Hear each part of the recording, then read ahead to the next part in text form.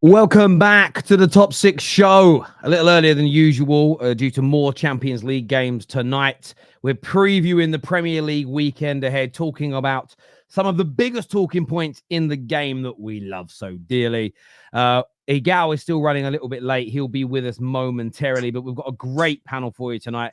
Giuseppe is here. Ram is in the house. Kate is back with us again. How are you all? Good. Okay. Good. Excited for Champions League to be back for Arsenal tonight as well. Kate, how's Champions League for you this year? Oh, I've never heard that one before. Well done. Awkward. Awkward. Yeah. Listen, I'm looking forward to that game a little bit later. Obviously, we're going to be previewing the Manchester derby that kicks off this week as well, which I think we're all excited about watching. Loads of talking points surrounding that as well.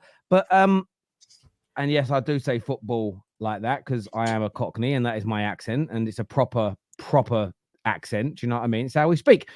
How are you feeling after last night, Kate? Obviously, a little bit. I know you won, but you're a little bit downbeat after Tottenham scraped over the line versus a lowly championship team. Do you know what? I did a stream today, and I think it's one of the first times, but probably isn't. But I feel kind of speechless about Spurs at the minute. The win doesn't feel like a win. It feels like someone's put a very small plaster over a massive, great big cut. And I don't know if I'm Ange in. I don't know if I'm Ange out. I don't know what to think about my club at the moment. I think another manager could get more out of the team than Ange is getting. But is it a case that he still needs more time? I don't know, Terry. I can honestly say I don't really know how I feel. If Ange went, I wouldn't cry. But he'd be the 12th manager to go under Levy, and nothing ever changes. So maybe you'll get lucky number 13.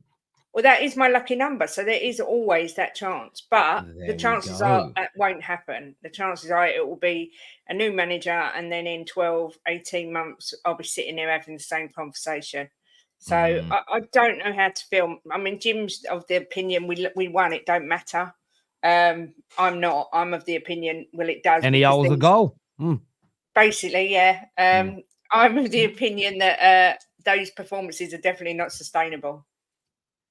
And I'm dreading the weekend. The weekend is nervous. Who are you playing this weekend? Brentford at home. Brentford could do ya. Brentford could really do you this weekend.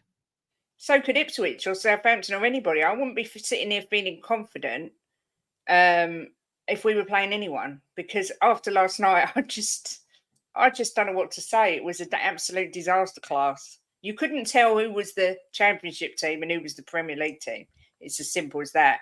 And neither of them, well, we definitely didn't look like a Premier League team. It was shocking. Until those last few minutes, it was absolutely shocking. And it is on the manager, but it's also on the players as well. But it all stems from the rot at the top, I'm afraid. And he ain't going anywhere anytime soon. Look, Kate, there is light at the end of the tunnel, yeah. Apparently, according to him, self-proclaimed, Ange Postecoglou said in the second season of every managing job he's ever had, he's won a trophy. So, by that logic, I'm just saying, League Cup. Do you know what? The thing is, a lot of people have made a lot out of that when really he was just stating a fact. That is an absolute fact that everywhere he's gone in the second season, he's won a trophy. But you don't make 8 changes and put out a team like he put out last night if you really desperately want to win a cup. But I don't blame Ange because I think it comes from the top. Every manager disregards these cups because Levy demands top 4. So I don't know. I wish I could just give up football and take up knitting, but I love it too much. No, I think everybody's kind of been there. I think everybody at some point with their club, at some point in their club's history, has had that kind of feeling of what is the point? And especially if I think a football club doesn't reflect you, in the sense of it's not about winning. Or I know that some will say it's only part of football that's important, but there is an element of your club behaving and operating in a way that reflects your outlook of the world, if that makes sense. When you have a team that's relentless, diehard, even when they fail in their pursuit of winning, you feel a sense of honor because do you know what? We lost, and we lost to the better team, but we did everything we could to win. And that is, I think, what fans want to see. No matter whether you're Leyton Orient, Tottenham, or Real Madrid, you want to see your club over a period of time, and not just 1 year, because not every, I don't think you can reduce it to 1 year, but over a 10, 20, 30-year period, you can reflect and say, have we really done enough to be able to win? And for a lot of Tottenham fans, the answer is simply no. And we had a video go viral on TikTok earlier on today, a clip from the show with Hassam and the boys yesterday. £1.66 billion spent in the Premier League era. That is a cost per trophy for Tottenham, excluding Community Shields, which, by the way, I don't know if they've won any of them, excluding Community Shields, £850 million per trophy. You compare it to Man United in that time period, £88 million per trophy. So in terms of what you're spending based on what you're winning, I understand why a lot of Tottenham fans feel disillusioned. I get it 110%, especially when you lot are paying $2,000 each a year for a season ticket. Yeah, exactly. I mean, I also get the side of I hate fans that are entitled who think that they, we should win a trophy because, for whatever reason. But our motto of our club is to dare is to do, and that's laughable because we don't do anything. We don't even try. We've signed. Ange wanted Eze, we signed Archie Gray. I'm not dissing Archie Gray, but he's not coming to the first team, made any difference. If Eze had signed for Tottenham, he walked straight into our team and makes us better. We were crying out for an Eze type player last night. Solanke gets absolutely no service at all. Werner, don't even get me started on that guy. I don't know how I don't know how he's ever blagged his way into actually convincing people he's a footballer. He is just absolutely dreadful. So I just feel really disillusioned with my club, and it's just going to take something like an appointment, like another, I don't know, like Thomas Frank to come in and maybe get us to a final and nick a cup. That's just where I see our level. I just don't see us going further with this chairman. He's too interested in building hotels. I hear that Aya here says Levy is a genius. He basically made himself sack-proof by focusing more on the commercial side of things, because relying on performance on the pitch doesn't have any. He doesn't save any director, CEO from the sack. And yeah, it is kind of true, but also it isn't just on him; it's on the owners who clearly value. As long as for years, I saw Man United fans have this argument. Oh, you say the Glazers are good business people, but they waste money on players and are doing a crap job. Therefore, how can you be good at business when you waste money? The objective was to grow the value and the income of the club by, I don't know what the percentage was. They said it, they didn't tell anybody. And clearly, the people running their club over the last 17 years have achieved those goals. If the revenue started to drop, that's when actions happen. Man United's situation was even more sinister, really, because so much money was made by the Glazers privately during the sacking and rehiring of managers due to the sale and the purchasing of shares at the time, because we're on the stock market. And there was an article The Guardian did that broke down that up until Ollie, all the sackings post Fergie of managers they anticipated led to a $500 million windfall for the Glazers. So again, when you're making that kind of money out of a football club, you've got, as long as you're not losing money, winning becomes secondary. It really, really does. And I think that this is where the Premier League, this is where the rules and regulations and a regulator should come in, that the owners should be looked at from a perspective of, are you going to kill and damage the club?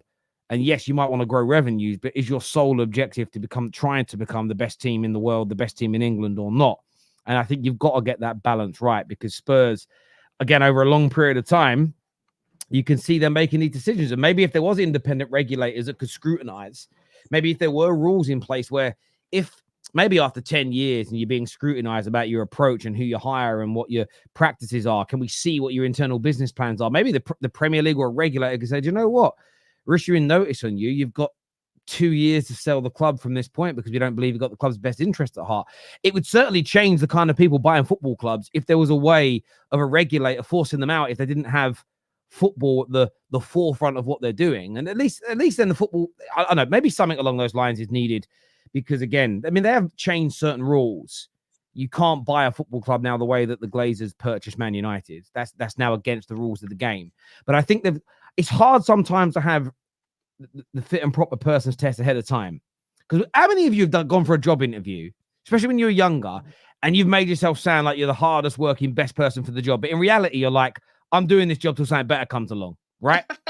Do you get what I mean? So at all levels, you kind of lie at the. How many of you have dated someone and both of you are very different people 3 months later because the person you project it when you first meet someone is very different? Of course, these billionaire owners, they're going to meet the Premier League for the fit and proper persons test and say all the right things. But shouldn't there be a fail-safe where the Premier League or a regulator can say, well, you promised us this, you promised that, you haven't done any of it. Let's see your rationale. If it doesn't hit the thresholds, we can execute a way of getting you out and making you sell for a set price. You know, and that, I don't know what it is. Say that club's worth £1 billion. Like as long as there's a bid of 800 million plus that comes in, but in the next 2 years, you have to accept it. If you forced these rules upon these owners, you would really see which ones are in it to make profit, which ones are in it for the betterment of football, and which ones are in it for the long haul for their football clubs. And I'm talking about it in a very simplistic way. It would be more complex than that, but they've got to do something because I know it's fun as an Arsenal fan to laugh where Spurs are. I know City and Liverpool fans have laughed at us with the Glazers, but in reality, it's a disgrace that we have all these clubs built by the working class in this country. So many have disgraceful owners. And I think the Glazers, I think ENIC, I think they both fit into that category. But Terry, just because they lack ambition doesn't mean they're disgraceful owners. They're not ruining the club. They're making the club better. They're making their pay on the. They're bringing in income relevant to some of the top clubs. They're making it that you don't have to win things to actually get major income. Now, Kate, you might be upset because you're not achieving success, but what they deem as successful is being in amongst the pack as some of the best teams in Europe without actually having to achieve anything. That's not why I'm upset, Egal. What I'm upset about is they've turned our club into an entertainment venue. We get money from Beyonce concerts. We've got an F1 track, yeah, but we don't invest it back into the team because, yes, we've spent this money. I'm not saying he hasn't spent money, but he the last two summer shows investment. Yeah, but he doesn't buy the quality players because Eze, 50 million up front, you can have him. Oh, no, we can't do that. Let's get Archie Gray and pay it over 12 years. Do you know what I mean? It doesn't put it back. That's your recruitment. That's your recruitment not backing themselves on getting the players. But that's all run by but everything that goes on at your club. So I know that you praise Arteta a lot, but everything that goes on at your club is signed off by your owners. At the cold hard, at the end of the day, you work for a business. If something starts going wrong, they might blame you, they might blame your boss, but at some point, the buck stops with the people that run it and own it.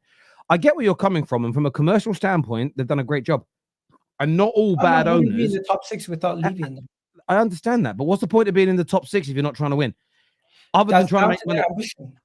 Exactly, and this is exactly what I'm saying, Egal. There should be regulators in football that can challenge the ambition of owners. To go, we shouldn't be allowing people to come into football whose main objective is to make themselves hundreds of millions, if not billions of pounds of profit without trying to win the trophies along the way. We should not be allowing our game to become a cash cow for already wealthy people. But some people just accept who they are and they accept that they're not able to achieve the greatness, but they're able to get themselves to a certain level. And maybe that's what Tottenham's level is. So are you telling me this? Maybe they're saying that, the owners, but does that echo what the fans want? The point I'm making is... But then why is that not the same unilaterally to everybody? Because you can't then say Burnley, Leicester, all the teams should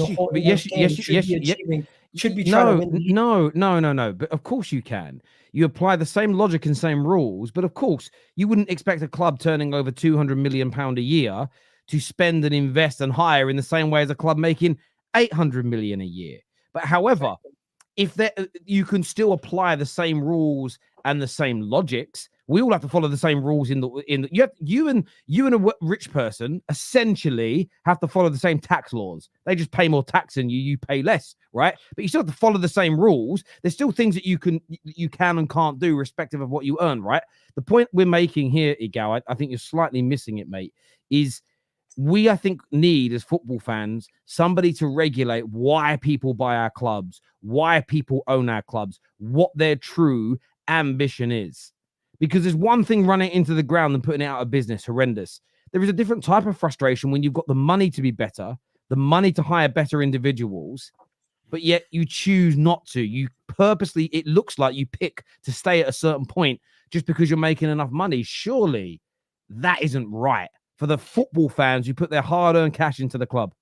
Legally, Terry, I don't think there's any way any league could police their club owners. Of course you can. You between you and the league, you create a rule and a law that they can do it. It's very. The Premier League works for the clubs. They work in conjunction together. Okay, but you're not listening to what I'm saying. The Premier League, it has to be voted in, of course, by the way. But and again, why would they ever vote it in? Well, but then it exposes their true ambition. These conversations. What I'm going to ask you, Egal, is why are you advocating for bad owners? I'm not advocating for bad owners. I'm just saying logistically what you're saying is impossible, Terry. Why? Why is it impossible to start talking about it? Because it has to be okayed by the clubs. And why would the clubs okay something that would put their livelihood in jeopardy? So you are admitting that they're just doing it to make money then?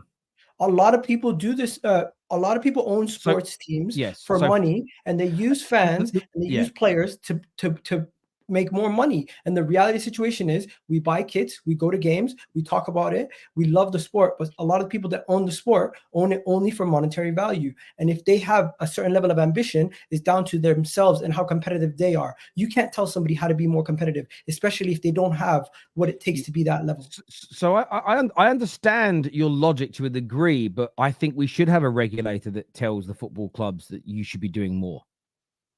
I think there should be a regulator that told the Glazers, you've got to put a plan in place to start reducing this debt. I think there should be regulators that tell that should have told the Glazers no in the first place. I think there should be a government level regulation that stops this from happening. This isn't like the old days where it was local millionaires with a little bit of money. We are talking about some of the richest, strongest, most powerful people in the world. And if we're not careful, it could destroy a lot of football clubs. And I think we should do whatever we can. And to your point that it's almost impossible to in place, cool. But by that logic in the world forever, never fight back and never push against anything that's already set in place because it seems difficult and it seems hard. I can't. There's this comment here from Uncle Jester. He says, how about this, Terry? You become rich enough to buy Man United and run it the way you want. Okay, let's take that. Let's say that's how we address the whole world.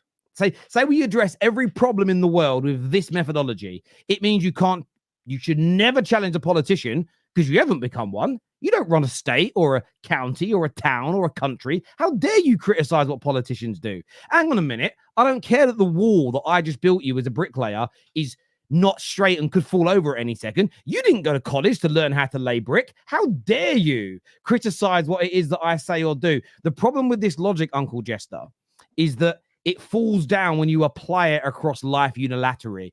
We have to be able, whether I'm a bricklayer or not, I should challenge the brickwork the builder's done at my house if it's bad. I've never trained to be a politician. Does not mean I can't challenge the way my government operates in my country. Just because I'm not a billionaire doesn't mean I can't turn around and say, do you know what?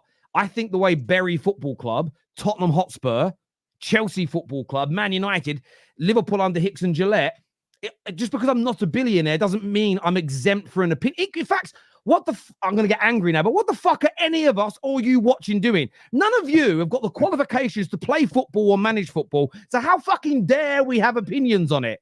Okay, get your coaching back. Hang on, Uncle Jester. I need a pushback though. Uncle Jester, I'll come to you. Uncle Jester, how dare you come in here and challenge me? Build up a YouTube channel with 400,000 followers, then you get an opinion. Do you see how stupid that logic is? When you take it to its nth degree, it means nobody can say nothing about anybody other than what they're good at themselves. It means that you don't get to criticize me for what I do. Of course you can. We're open here for it. Come on now. Anybody can criticize anybody. You have freedom of speech to say what you want to say. But Terry, say we did put you in charge of mandating this whole procedure.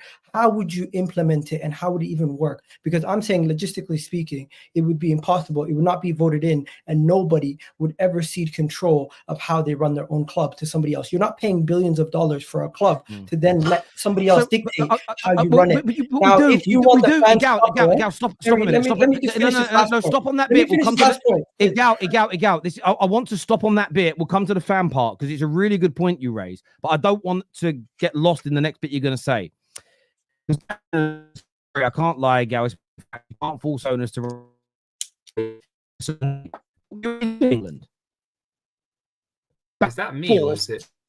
No, that was Terry's mic. On my back, you will see me again. Elon Musk. Yeah. It's in fairness, it's not designed for 3 minutes because there's no fiber optics where I live right now. So when Cameron and Egal are saying this, we already do it in England. There are regulators that tell the banks, there are regulators that tell solicitors, there are regulators that tell multiple industries what they can and can't do, regardless of who owns the bank, who owns the law firm. So it already exists in industry already. This idea that you can't regulate an industry is ridiculous because it already exists. So how would you implement it, Terry? Well, again, I'll be honest with you. I am not qualified to know the intricate ins and outs of every single area. What I can do, I believe, is speak about this from a fan's perspective and say what there should be is an independent body who regulates the goings on at football clubs, whether they're to stop situations that may or may not be happening with Manchester City and with Chelsea as it stands right now. These regulators should be stopping owners doing what the Glazers did to buy Man United. They should be doing what the owner did who nearly put Leyton Orient out of football, who came in, started spending tens of thousands, hundreds of thousands a week on salaries for players in League One. A year in, got bored, sold all those players, made the youth players play that run the club almost out of existence after over 100 or so years of being around. Ask Rangers fans, ask Portsmouth fans, ask these individuals, Leeds fans who have been through this. There are multiple things a regulator could bring in. You use history and everything that's gone wrong in the past as a baseline, and you look at the potential pitfalls moving forward, and you can start to review what is a good and what is a bad owner in the game. Because where I do agree with Standard FC is the ultimate goal is to win trophies. And if you have an ownership who have grown the value from half a billion to 3 billion, the income from 200 million to 700 million, but yet they're not getting any better on the football pitch, I think there is a way of implementing regulations that could eventually, not straight away, but eventually force them into selling. Go, look, sell it, make your money, but we need someone else to come in here and run the football club the way the fans want, because we should be the most important part of the game and progressing as a football team should happen. Equally, the regulation should stop owners coming in that promise to win all the trophies by spending crazy money, who then put them at financial risk of going out of business. I don't see why this is a bad idea for football to get better owners into our game. I'm very confused why people think it's a bad idea. I think Egal's using it really as a chance to banter Spurs in a roundabout way, because I'm sure, Egal, if your team were in Tottenham's position, you wouldn't be taking that stance with regards to ownership. If you try and take your Arsenal hat off for a minute and just look at what we're saying, when you've got owners that are only prioritising a top four finish, for instance, because that's where the money is, how can that possibly be right for football? You know, it's clear to me that if Daniel Levy could get rid of the football, he would. To him, that's just a burden. It's everything else that he's interested in, the hotels, the stadium. I agree with you. Maybe you could take it a little bit as banter, but the honest truth is your fan base should have done better when you were near the top. When you guys were challenging for the league, back then, you did not invest numerous summers in a row. That's when you should have rioted. That's when you should have made your voice heard. When you had Poch, that is Kate, when you probably were doing this, maybe. I don't know. I didn't speak to you back then. But that is when you should have let your voice be heard. As fans, you can always let your voice be heard. And you can always let people know that you're upset. But those people in charge are most likely going to try to do something to improve at that point. But right now, it's a little bit too late. And to say government improving things or regulators improving things, you can improve the level of academies potentially. You can improve how they spend money and save clubs from going out of bankruptcy. But you can never change somebody's ambition. If they lack ambition, you cannot force them to sell something unless they've broken some rules. I don't think you can do that. But this is the point of an independent regulator. So, as Cameron says here, owners simply say, yes, of course we want to win. They're just not able to spend frivolously. But this is the thing with a regulator. A regulator can go, the FCA can turn up to any bank whenever it wants and go, show me this document. They can't say no. This is what is being spoken about at governmental level in England, where the regulators, an independent body, get access whenever they want to anything within a football club. So if Spurs turn around to the regulator and say, we just can't spend any more on a better manager, we can't spend any more on transfers, and that turns out to not be true, then you can, again, theoretically sanction them whether we're going to, like the government already. Oh, by the way, when we say we can't force an owner to sell, I swear we just did it to Chelsea, right? So let's not pretend that it can't happen. No, it's not. No, it isn't. It was government sanctions. Exactly, because that was the law. If you make regulators part of the law of the game, same difference. We can do it. You're going to sanction Daniel Levy for being cheap? No, but we're not talking political. Egal, why are you not listening to what's being said? We're not talking about politically sanctioning a football club. What we're saying is, with government oversight and an independent regulator, rules could be put in place that owners have to follow, both good and bad. Overspending rules, underspending rules, ambition to win, ambition just to make money. You could set these rules in place. And how you do it is by doing what they call a thematic review. You get people to come in and review what the good clubs do and the bad clubs do, what the clubs that went out of business do, what the clubs that have been thriving are operating in. And you look at the good and the bad practices. And out of those good and bad practices, you create regulation that you enforce on all football clubs at all levels to ensure the betterment, the financial progression, and progression on the football pitch of every single football club. That is, for me, is something that I'm not saying I have all the answers. What I'm really pushing is I'm pushing back against people saying, stupid idea, can't be done, will never happen, we shouldn't think about it. We should absolutely push for this, because too many of our clubs in the last 20 years have been horrendously run, some run into the ground, and some literally used as cash cows for already very wealthy people. And I personally think that is a desecration to the working class cultures that created football in my country, and I think we should push back and fight against it personally. Isn't that like a little bit of a slippery slope, what you're saying? Because say, for instance, they don't say a club spends a lot of money, but they do it the wrong way. Wouldn't you cast that as bad practice? Again, this is the thing. I'm not saying I have all the answers for it today. And it's a really good point. And I agree that you would need to ensure that it isn't a slippery slope. But that's why you look at what the good, the bad, the indifferent do. And I'm not saying the first time they get a review done by the regulator, they're forced into selling. But let's just say 4 or 5 times running over a 15-year period, they get their rebuild wrong. Wouldn't it be sensible to force them into selling because they're running it badly? As a fan, wouldn't you go, do you know what? They keep getting it wrong, like the Glazers. Every rebuild they get wrong. Wouldn't it be nice as fans if you knew that the regulators could then essentially say that you've got to put this club up for sale now, to the right buyer and for the right price. You haven't got to sell it for 10 quid. But yes, I do agree. I don't believe it's like you make one mistake, you got to sell the football club. But I'm stating that you can't just have a club be run by idiots for 10, 20, 30 years and nothing happen. We should be protecting the fans. So wouldn't it be better if the fans had a part ownership of the clubs? Again, the irony in you saying that, Egal, is I agree with you. But that's just as unlikely as being voted in by the owners now. Okay, so then both are unlikely. But I think you doesn't mean. Well, I don't think it is more. I think it's more plausible that we get a regulator that's put in place by the government than it is the owners give away half of £1 billion asset. I think billionaires are not going to give away half of their asset. There's nothing without the fans anyway. So exactly. So we should be protecting them. Viewers, give us your thoughts and give us your feelings in the comments section below. Really, really interesting topic and debate. And one day I'm sure we'll spend more time on it. The greatest trick played on society was the rich manipulating emotions with sentimentality over things without or very little inherent value. Perception is everything if you want to make money. What I would say is this, though, that the value of a football club existed ever before billionaires got involved in it. So it's something, as I say, that I think needs to be protected, although I do get your point. If banks can be policed, sports teams can be too. Exactly. I don't even know how many organizations. I'm going to Google it. What industries are regulated in the UK? It's like when people turn around and go, you can't have competition laws in football. They fucking exist in business. So we always say these things, and we just no one knows. So to give you an idea, look at this. This is what's regulated in England so far: airports, communication businesses, energy companies, financial services, any type of railway company, water companies, all payment services, and digital markets, education, healthcare, legal matters. It says professional and business services, social care, and transport. So all of that is currently regulated.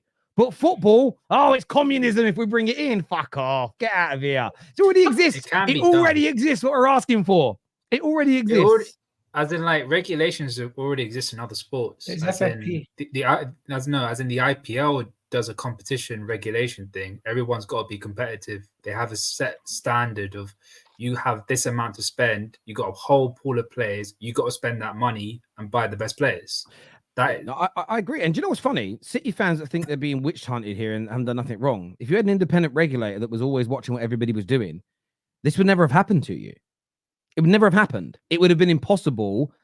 It's one of the reasons why when people say, you reckon Man United are doing something dodgy? It still happened. They would pay them off. Well, now you're going down a road of actual criminality, and hang on. But again, then it would be a clear cut. I mean, if you believe they were going to pay off the regulators, and fair enough, but there's no accusations of City paying off any officials at this particular moment in time. There's no accusation of that whatsoever. That's not what I'm saying, though. But you're saying that if there was regulators, Man City would just pay them off. No, I'm saying whatever laws are in place, there's people who are going to find ways to bend it and break it. So what's your answer? Don't have laws? No, my answer is I don't think you can police ambition, but fans can ask for more from their clubs and demand ambition. So you There's can't only so much fans can do. That's you can't police ambition. You cannot. Because somebody might bribe someone. No, because you don't know the person's intentions. They could be the most ambitious person, but just be an idiot and continuously mess up the club. Well, exactly. Shouldn't we be forcing idiots out of football clubs? I don't think you can, because the money that they invest. Not the question. Answer the question. Should we, yes or no, be forcing idiots out of football clubs? I don't think it's logistically possible. Answer me the question. I agree with you. So you agree with me? I agree with you. I don't think it's possible. That's what I'm saying. Okay, but I'm not asking whether it's possible right now. I'm saying, do you think it's right or wrong? And you won't answer the questions. No, but even if it's right, you still need to find a logical reasoning way to get it done. You can't just because you know once upon a time a fallacy to make something go away. It's not a fallacy to look at how is regulation a fallacy, Egal? No, but you can't regulate somebody's emotions about how they want to get their business. I'm not asking about their emotions. I'm regulating their practices, Egal. Their ambition is their emotions. How they feel about. But we're not forget their ambitions and forget their emotions. We want to regulate what they actually do and don't do. Is that not fair? You can, but how? By putting regulations in place and rules. You can regulate academy kids. You can regulate financial spending. You can't regulate ambition. Yes, you can. How? By looking at the last 4 years. If you tell me that you've got ambition to grow your YouTube channel and you're going to invest money in it, but you don't ever do it, and the regulators can see that you've got the money to invest, but you go, I'm the most dedicated man in the world. I want to spend every penny I've got growing my YouTube channel. We go, but there's 100 grand in your bank account, Egal, and you're not spending it. That can prove your ambition's a lie.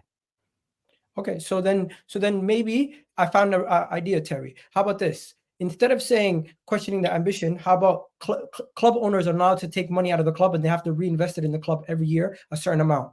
How about that? Well, that would be part of the regulation, yes. I think that would be a solution. But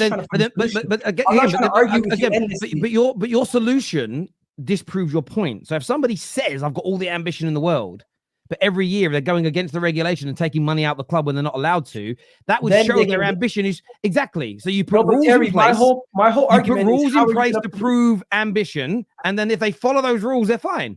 Terry, my whole point is, how are you going to try to find a way to regulate it? And now that we've spoken about this, there's a way to regulate it. No more Glazers taking money out. No more Enid taking money out. No more Kroenkes taking money out. If they make a certain amount of money, they have to spend a certain set amount of money on wages, income, transfers to show that ambition, or else then they can potentially get situations. My whole point was never, it's not possible. I'm just saying, how is it logistically possible? And maybe that's a possibility. They do that in American sports, but guess what? You still have people who don't give a shit, and they spend the bare minimum. And you know what they do? They start putting players that are useless on earning Haaland money to make up for the difference. I hear you. Egal quality assurance exists in the NFL. Why not the Premier League? Using water as an example as a regulator is bad because look at what companies are doing over. Listen, I'm not saying that it all runs well either. This isn't to say that. But the idea that you can't regulate because regulation is some sort of weird communistic, goes against our sort of beliefs is crazy. I'm not saying that regulators also can't be bad at what they do, but again, because the water industry is bad, it means we shouldn't try to, again, think about what you're saying out loud. Because the water industry is regulated poorly, we shouldn't try to make football better. That for me makes no sense. What fans don't want to accept is that football has changed. Football clubs aren't a democracy. It's pure capitalism. Emotions can't change anything. Fans need to vote with their wallets. I agree with that element. I do agree with that element. But something can be done. The owners of the team that invented Moneyball were focused by the MLB to sell because the standards had dropped so bad. The MLB thought the owners were milking the clubs. Quality assurance is a must. Well, I didn't know that, but there we go. And that's brilliant to learn. And I'm sure if I was given the money and the time and the resources, I could go and investigate. Okay, it take me a while, but you can go and investigate where it's worked, where it hasn't, the pitfalls, the ups and the downs, and then you create a set of rules. And I mean, that's how these things are done. Terry, I'm sorry, but you're talking nonsense. You can't regulate ambition. The first CEO I worked for strived from streaming instead of cable TV many years ago. He had ambition, but he got fired. But I think you can regulate ambition. What I'm saying, you can't know what's in somebody's head, but their actions and their behavior give you an idea. Equally, like we've said, somebody might have great ambition, but they might be very poor at executing that ambition. That is another reason. Again, you could have the CEO running a bank who has amazing ambition, wonderful human being, all the best interest in the world. But if he isn't good at executing his job, trust me, between the FCA and the board members and shareholders of that bank, he will be removed from his position. So I get where you're coming from, but I think you are right that you can't directly regulate someone's ambition in their head. You can't directly know whether someone's telling you the truth or not, but there are things you can 100% do. For me, it's simple. Let fans own the clubs. Not going to happen, but I believe most fans would want that. Again, it would take years, but again, it's like anything. You're never going to get change if you don't try. So I do agree. It's a double-edged sword having 50% ownership, because the so-called big clubs of that country will be the main clubs, and there won't be any room for competition because they will just outbuy everybody else. Like what's happening by that's also the funny one as well. You know, when you kind of get certain people think, oh, you know, Man United just want FFP to stop, like not to stop other clubs catching them, but you know, Man United want all these regulations because they don't want to spend money. Like, if there was more regulation, it would only help clubs like Man United, actually, to be fair. Literally every regulator in our country is corrupt. I mean, again, if you think all regulators are corrupt, then fair enough. You've got to prove that. It's not just the water and train. Yeah, listen. And if you think that if you think regulators are all corrupt, and that's your opinion, then that's fair enough. Having worked in and around regulation for a long time, I don't necessarily see it that way, but each to their own. Hi, mate. Do you remember the days before social media when fans actually talked about the football? We definitely talk about football on the terrace. I didn't mean to go on this subject for so long, but it's a conversation. I was going to say, it was probably my fault. It's not your fault. It's not your fault. We're just going to get... And then this is what happens, viewers. Then you will super chat about it. And I'm not going to ignore your super chats. That would be really weird. Man United is publicly traded. Fans should buy enough shares. And they can't do that, though. So the shares that are on sale at Man United are what they consider their A-class shares. They have no voting rights. So we could buy every single share available on the market. We'd have no voting rights at the football club. So I get your point, but it would give you no power over Man United whatsoever. If the regulation is set 10% mandate of club ownerships to official fan association, yeah, listen, I think they should be looking at all of these options. And of course, you probably would then need a regulator for the regulator as well, and that costs money. But at the end of the day, well, you need someone to police the police, right? So it's there, yeah. But they have to look at this with the way things are going. Speaking of policing the police, We spoke a lot about VAR on the terrace before. Big accusations have come out today from Leicester, and I thought it was very important to focus on this today, that the images being used by the PGMOL on television to justify an offside, they believe there is a cover-up going on here. They are using the wrong picture. The picture that's being used makes a cross look correct, where the actual image that Leicester City have produced shows they made the wrong decision. So more accusations of cover-ups, more accusations of VAR essentially now being used as a propaganda tool to protect and defend mistakes. So it isn't just Arsenal, it isn't just Arsenal, it isn't just Wolves, it isn't just Man United fans complaining about this. Another big accusation. This one won't get the media attention of a top 6 club, but this isn't the first time we've seen this accused of VAR. I mean, they're under a lot of pressure, Henry, aren't they, with these decisions at the moment? Yeah, there's a lot of. It seems like there's a big decision every weekend now, to be honest with you. Like you said, not being a big 6 club, if this was any of our teams, there'd be a lot more media coverage. What I will say is, I don't know what your guys' opinions are. I think personally, the Premier League should adopt foreign officials, because if you look at the big games in the Champions League, they're rarely ever an English ref, and we seem to have more. I know, obviously, our media, we're obviously hearing it more than the Spanish media and Italian, etc. But there seems to be a hell of a lot more VAR decisions going wrong in our league than any other league in Europe. Like, I know there was one last year with Madrid, with Bellingham got that goal and it was the last second of the game, so it didn't count. But you can guarantee every single weekend now there's controversy. The Arsenal-Brighton game, this game, there'll probably be a big moment this weekend in the City-Arsenal game. And it just seems to be that these are becoming more big talking points rather than the actual football that's being played. Let the players play the game and just bring in better officials, because VAR is it's all opinionated. Every single decision that's being made, even if it's by VAR, the only one that's not is goal line technology. But everything else is opinionated. And if I say it's white, you say it's black. If you say jump, if you say up, I say down. There's too many different opinions coming in. I mean, obviously the media have got a report on it, but surely we can get better officiating than this every single weekend without foul. And just to bring it some clarity, a few people are saying, well, how do they know? So the picture that you see in big here is what the Premier League, the PGMOL, and the TV networks have used to prove that the decision was onside.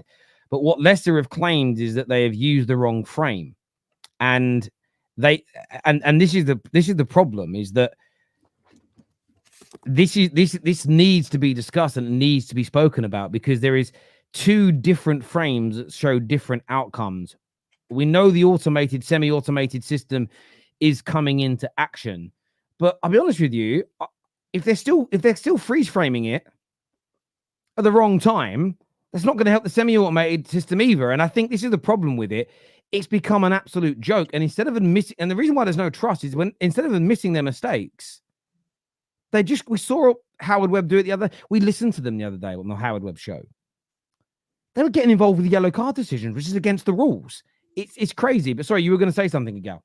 The reason I thought there was not many foreign referees in the Premier League is because you need to first, in order to qualify to be a Premier League referee, you have to go through the FA's training, and you have to go through their training to be a referee in the Premier League. So that's why there's not many foreign referees, because the majority of the referees that went through the FA's training are English. Can we not scrap that, Egal? Can we not just change that way of training? Because clearly the FA training is not producing quality referees. If you look at the Champions League semi-final and final of last year and the quarterfinals, there was 0 English referees. And the top 5 referees in the world, none of them are English. Look at the World Cup or the Euros. How many big VAR or officiating errors were there? But you want to know something, bro? Honestly, I feel like every single fan base of their respective leagues would probably criticize their referees. The French league probably has the most amount of reds and yellows over the last couple of years, and their fan bases think their referees are the worst.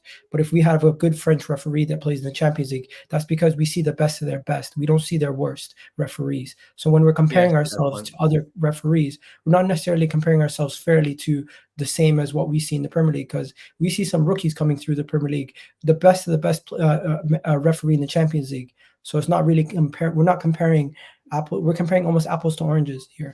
Yeah, I don't think it's about the whole French league or the whole Spanish league. It's about looking at who the best referees are in the world and saying, well, let's go and get them instead. You could do that, but Terry, what is the likelihood of that person wanting to leave their country? And also the rulings in the English game will have to change to then allow foreign referees to come into England. They did it more, maybe potentially to protect English referees having security with their jobs. So the same question I'd ask you this is, when English football teams have wanted to improve in the last 30 years, we've gone out across the world and brought in managers and players. I don't see it being any. I think the Premier League itself should be looking at this and saying, maybe the PG MOL isn't fit for purpose. Maybe we need to look at something different. Maybe we have to look at recruiting some of the best referees and best people from around the world that run those associations. The motivation: we have more money than all these other leagues. That you would assume that means we can afford to pay referees more money. If you've got a referee earning 40 grand a year to referee in France, and you suddenly say we want to make one of our chief referees in the Prem, there's £250,000 a year. That's a huge. And the fact is, they probably wouldn't even have to leave home. They just get a little helicopter, a little private jet for games, fly home again. I think there'd be loads of motivation for these individuals. It could change their lives financially. And I just think it's something the Premier League should be looking at, because this Leicester situation, there's controversy in so many games. And I just think so much of it isn't the rules. It is the malpractice by the individuals in charge, for me personally. Will the FA, my only pushback, Terry, will the FA change that? Because they would need to allow it. It wouldn't be this respective leagues. Again, Egal, I think your challenge makes sense in terms of maybe they would, maybe they wouldn't let it. But I think it's the wrong conversation. We as football fans, in my opinion, should be pushing for what we think is the right thing to improve football, as opposed to let's not talk about it because the FA might say no to it. For me, that's just, again, you could be right. The FA may say no, but if they say no to it, then we push harder, right? And our job is to push as football fans for our game to improve, just like the regulation conversation. But yeah, I just wanted to give that a shout out because I saw it and I just thought another piece of horrendous officiating that's caused problems for another football team.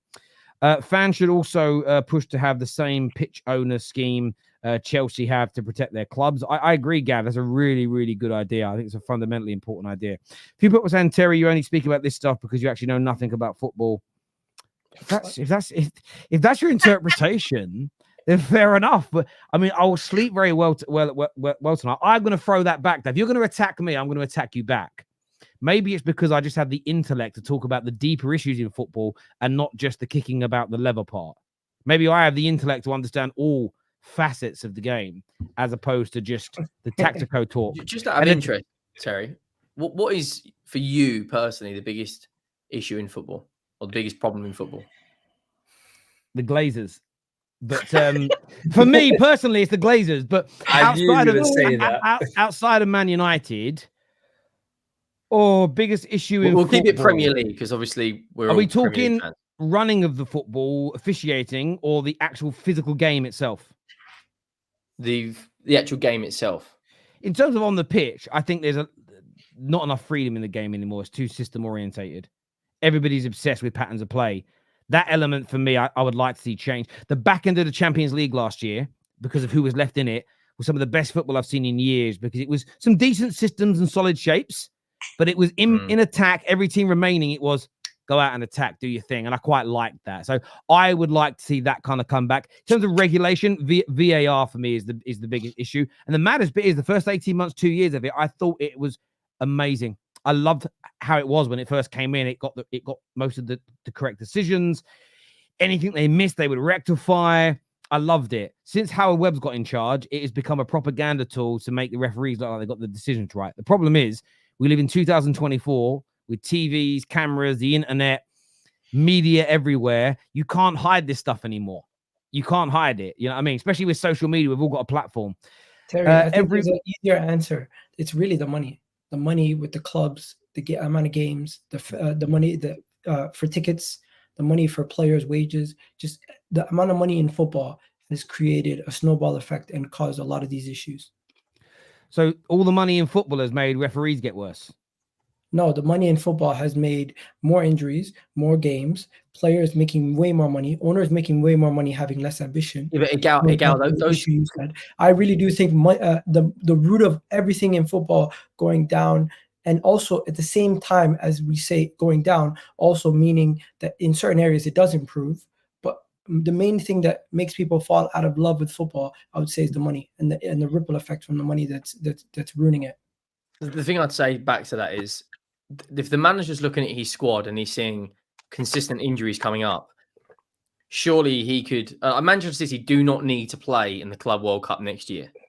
That's an extra, 12, 16 games because of the competition. They don't need to play in that. If Man City, towards the back end of the Premier League season, have got Rodri's picked up an injury, Haaland, Ruben Diaz, all their key players have got injured, then surely that's down to the manager of the actual team to then have a serious conversation with the hierarchy of that football club. Because I saw that stat. I think Rodri played, 78 games in the last 4 months? I do agree with that. I get annoyed at the players moaning about having too many games, but they never call their own club out. That gets on my tits. Gets on my tits. It really, really does. It's, football's making us play too many games. No, your employer is, but you're willing to take the money. There becomes a little bit of a to and a fro in there, personally. So there we go. Viewers, hit the like and the share buttons. Make sure you're tuning in. I'm sorry to offend the viewers for the next section, but we're going to be talking directly about football on the pitch and the grass. I'm sorry that we're doing that. Are we qualified enough to talk about it? I think we are. I think we are qualified to speak about it. Actually, it's more of a transfer conversation. But Zubimendi has come out, Ram, and said that he regrets his decision. Regrets not joining Liverpool in the summer. And boy, could you guys do with him? This is a football conversation, really. He rejects it, and there's talk of him coming in January. But has Gravenberch essentially solved that problem anyway? Do you need him now? Yes. I still want him in my team, Terry. Like, the more better players that we have in our team, the greater our chances of winning trophies. And that's what big teams should do. Look, at the end of the day, the grass, people say the grass is not always greener. Sometimes the grass is green on the other side.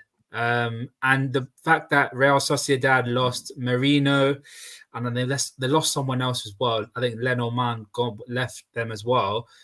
We all knew that Sociedad is not going to be the same team. And it's showing now. I think they're around about mid-table in La Liga. And look, it was an opportunity for him to join a team that's looking to challenge both Manchester City and Arsenal. But I guess he's more content staying in the mountains of the Basque region than actually going to be challenging for major trophies. So that's up to him. If he's still happy to join, look, at the end of the day, he's a quality player.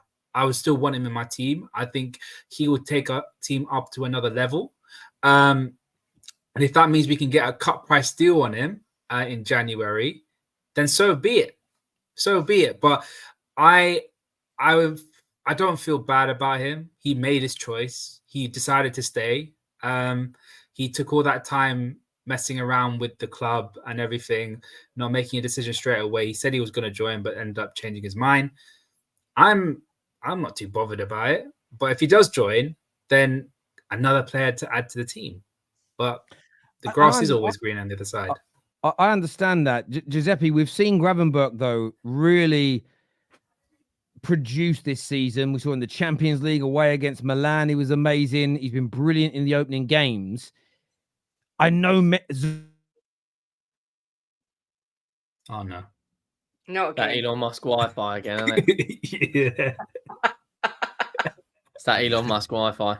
He can probably still hear us as well. That's the funny thing. I can hear everything you all fucking say, right? So again, there's zero. People keep saying, get better Wi-Fi. I literally, they took the fiber. There's no internet where I live other than this now until they reproduce it. And they've told us on the OpenReach website, they've said there's no plans for the foreseeable future.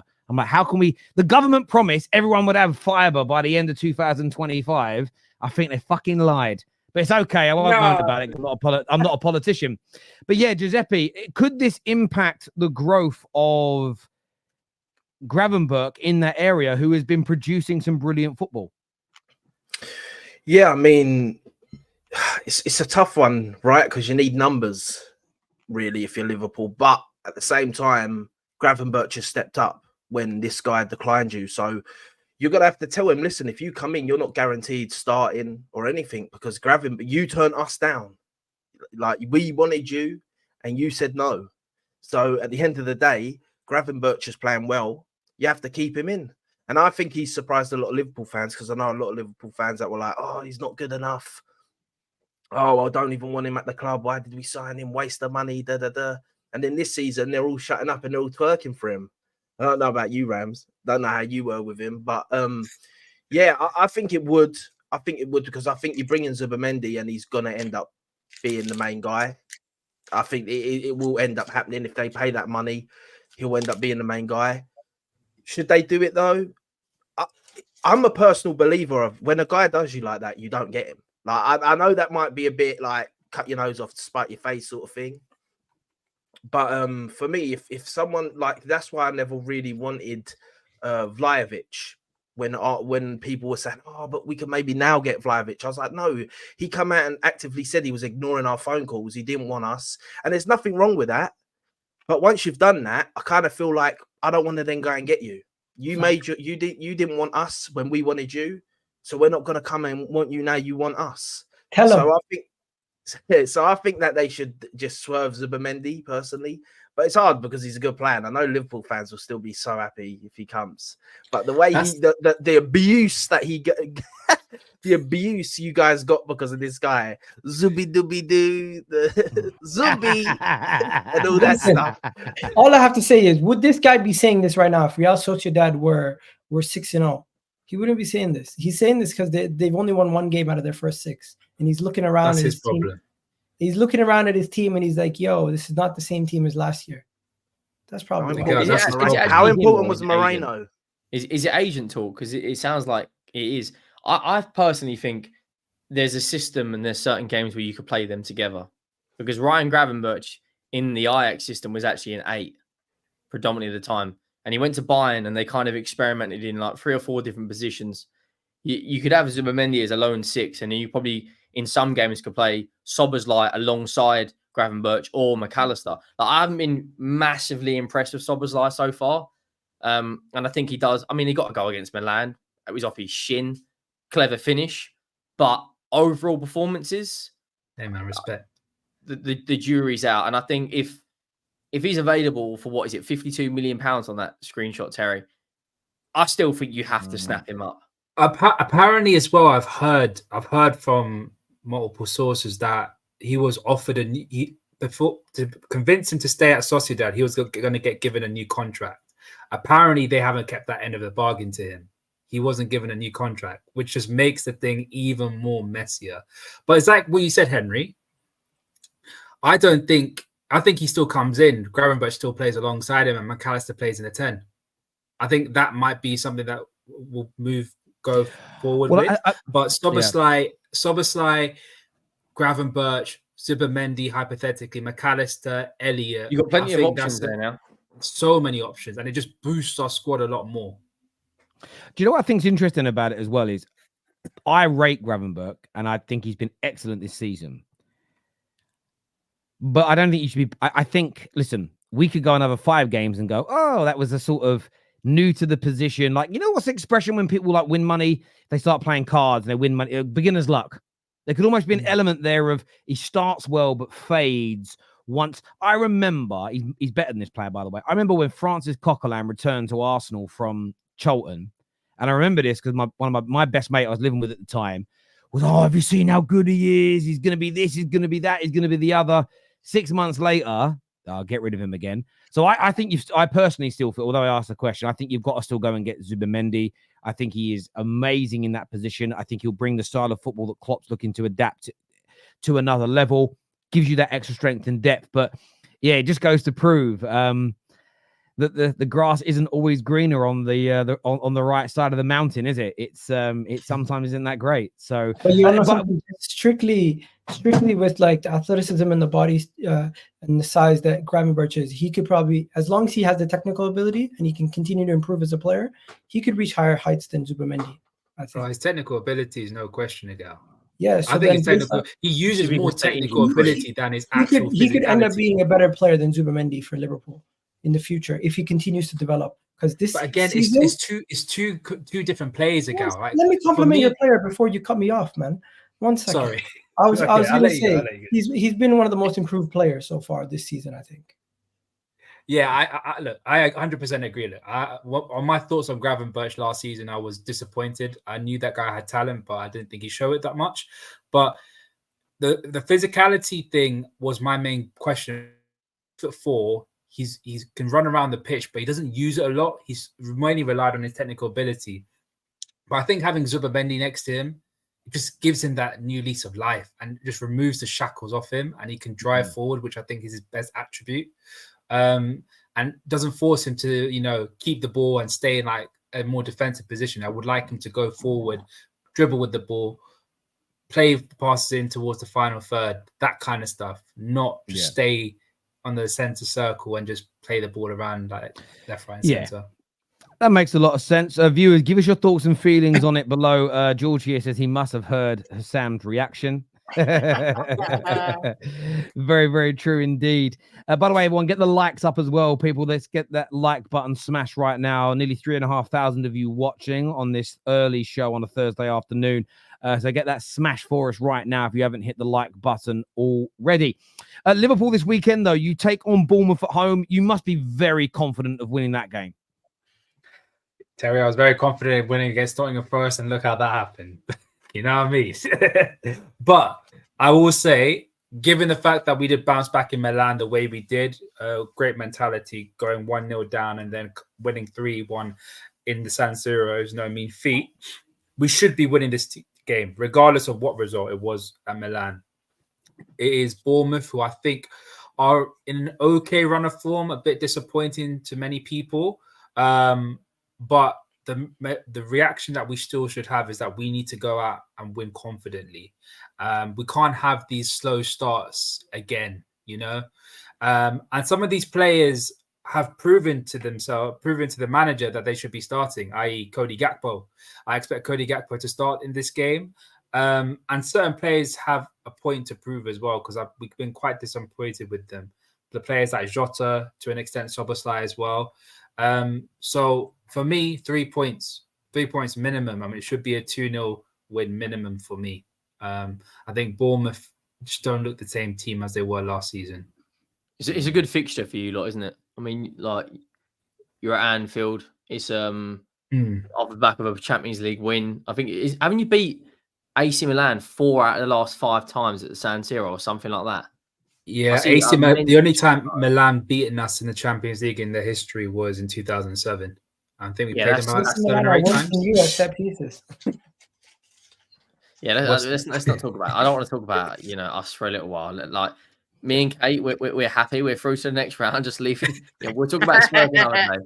But yeah, it's a good fixture. I think last week against Forest, I think you were so disappointing in your play. I think Trent gave the ball away 31 times or a mental stat like that. Gravenberch didn't look his best. Salah, wasteful. Jota, I don't know what it is with Arne Slot, because it comes to like the 70th, 60th, 5th, 70th minute. He makes like 3 changes in a row. It's not like a like-for-like change. It's bang. I want an instant impact. And I actually kind of rate that, to be fair, because you don't really get that from a lot of managers in the league. But this Darwin Núñez situation, right? I saw someone on Twitter earlier bring up a thread, and it was like he's converting chances, the amount of games he's played, his goal record. I don't really see him ever being a first-team starter in this system for Slot. Whether Jota's going to get enough goals is maybe a different question, but I think you need to bring in a number 9 now. I think you need to, for me personally, I think you've got to get rid of Núñez, and I think you need to rotate Jota with someone else. I don't know your thoughts are, but sorry? I'd rather have Chiesa play up front than him. Yeah, but he's not normally he can play. He can play full. Well, that says a lot. That says a lot. That's what I mean, Henry. It says a lot. Would you not put because I know Gakpo's best performances for Liverpool have been off the left. However, for the Netherlands in the Euros, he predominantly played as a 9/left. Would you not? Arne Slot knows him very well as well from his time in the Eredivisie when he was at PSV. Do you not roll the dice? I mean, this is a good fixture to make 2 or 3 changes because I think even with those changes, you should still score 2 or 3 goals. But I would say this, Henry, in the Euros, even though he did play up front, he did like to drift over to the left to collect the ball. And then Xavi Simons would make the run into the box for him. And I can't remember who that left winger was when they were playing. I think it might have been Clive. I don't think it's Clive. Somebody else was playing. Simmons? It might have been Xavi Simons. Might be one of them. But I think Gakpo's shown that his ability on the left is more effective.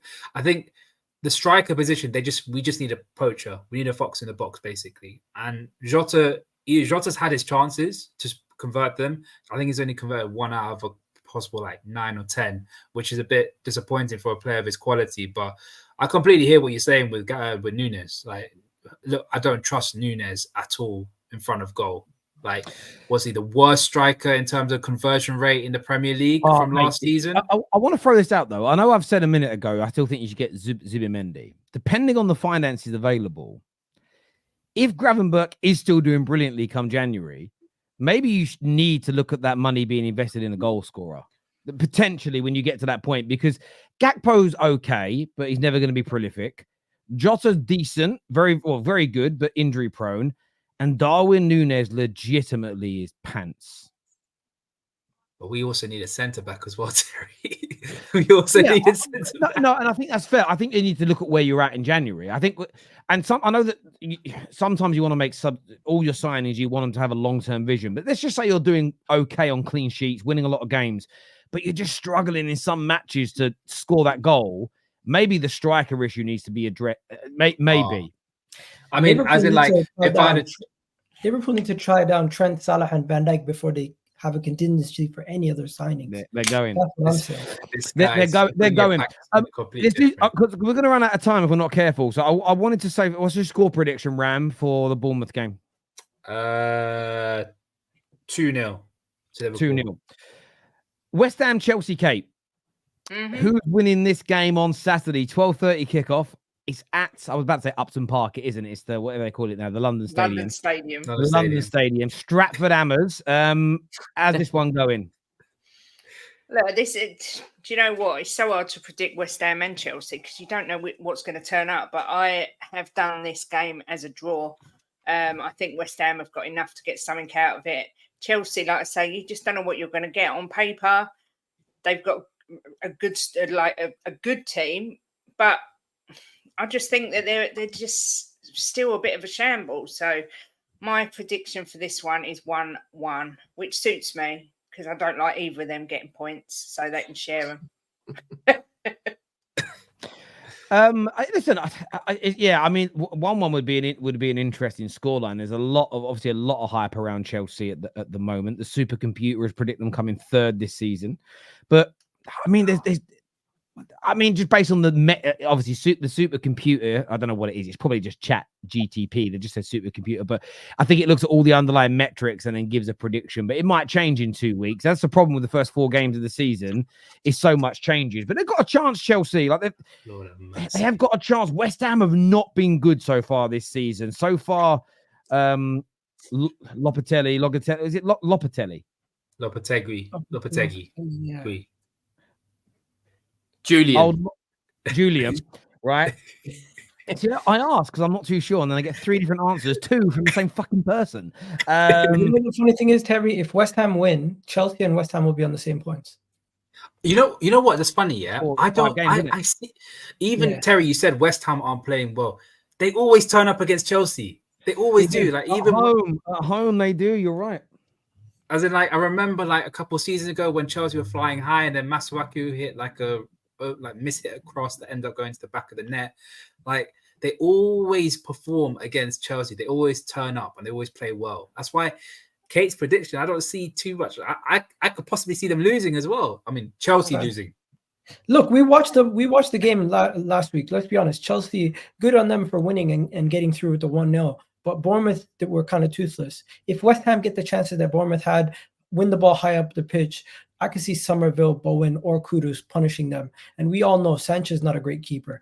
You just need to get it on target hard and fast, and he's gonna miss. He's gonna mess it up. It certainly could be the case. Viewers, give us your predictions for that game. Henry, 5:30 on Saturday. Crystal Palace versus Manchester United. How is this one going to go? Fresh off the back of that 7-0 mauling in the midweek. Yeah, I think United will get the win. I'm going to go 2-0 United. That's 10 goals. 10 goals in your last 2 games. I think United can still be got at, but I think there'll be confidence in that dressing room off the lot. I know Barnsley, look, I mean, you should be beating them, but fair enough. You put 7 past them. Southampton, if the penalty scores, different game. I think United, of all of that being accounted for, they'll get the win. What I will say is, though, if they don't get the win, I don't know who they've got following it. They've got Europa League, then they've got us. That becomes a huge game for Ten Hag. Sakio. Yeah. If we don't beat Brentford, is back 2 years later, 3 years later. It's an interesting one. Look, I don't have a great deal of confidence in Man United at the moment because we are so up and down. But after the opening 30 minutes against Southampton, we were immaculate, didn't concede a chance against Barnsley. Yes, it's a League One side, but we've struggled against League One sides in the last 2 years, even though we've won the competitions. And we saw, a very average championship team who could get relegated this year did to Spurs last night. So I'm not saying we shouldn't have beaten Barnsley, but 7-0 was still a very good result, because how often are the Premier League teams beating League One teams, League Two teams 7-0 in the League Cup or FA Cup? It very, very, very seldom happens. I'm hoping there's confidence going into this game. Also, Crystal Palace haven't so far this season been as good as we saw in the back end of last year. Some of that, I think, is through losing Olise, losing Anderson. I want to say they lost somebody else as well, but I can't. Maybe they didn't. But they have Eze, they've got Mateta in their side, Wharton in the middle. They've got some really good players. But I'm going to go with a narrow Man United win. I'm going to go 2-1 for Man United in this game. I think we might just nick it, which would be nice in the build-up to the game against, we call it the Fluers Derby. One of my dad's teams playing each other. So, yeah, hopefully we can go and pick up the result. And it'd be 2 away wins on the bounce. And our away form up until Southampton was horrendous. So I think from a confidence point of view, if we can take the last 2 games into it, get ourselves a win, build up some confidence ahead of the Europa League starting and the game against Tottenham, and hopefully onwards and upwards from there. Ugarte coming in, I think, is going to be a real interesting one in terms of how he solidifies us. And attacking wise, like, Rashford's the one to watch for me. He scored 2 games running. Just starting to see some of his old habits coming back out and back through. And I'm not even going to get into debates whether he should stay beyond this season or not, because I'm not interested in that conversation right now, to be honest. But I just hope he can find his goal-scoring form again, because when you have a player or two that are scoring goals, and that sounds so weird to say it, but it's the truth, all football matches become a lot bloody easier. Man United's biggest issue in the last 18, 19 games has been we've struggled to put the ball in the back of the net.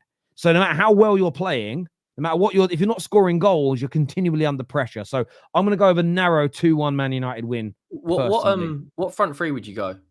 Because I think Garnacho, what's he got, 9 goal contributions this season?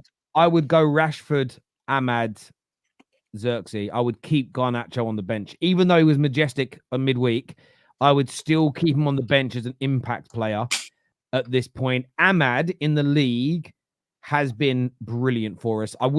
Yes, Garnacho scored lots of goals the other day, and I do believe in meritocracy, but Ahmad has been excellent for us so far this season, and he has done absolutely nothing to warrant missing out on this next league game. If we'd have won 7-0 in the League Cup this week and we'd have played, I don't know, Newcastle at Old Trafford, and Garnacho did that, you would probably say maybe you've got to start him now. But yeah, I would keep that front three. I still think Garnacho is best at this stage of his career coming off from the bench and being an impact player than starting most games. I think that's where he's at his absolute best. Is Rasmus also a backup now? Or is it just like you don't have Rasmus not fit? Oh, okay. Yeah. Rasmus, for me, I'm really excited about Rasmus returning to this team. with how we've been attacking in the last 3 or 4 games with his speed. I think it's been 4, 5 big chances Xerxes hasn't converted. We didn't convert that. We didn't even create that many tap-in opportunities for Rasmus last year. So I'm hopeful and excited to see what he brings when he's back. He is on grass training again, which I'm excited about. But yeah, hopefully in the next week or 2 we see him return. But yeah, I'm excited about that return. Hopefully, so, yeah, I'm going to go after the Spurs game. Scored a great goal against you last year, actually, at Old Trafford. A great goal. I'm just hoping he's not fit for that game. Terry, you're the late game. We're the late game, yeah? Yeah, so everyone's going to be watching.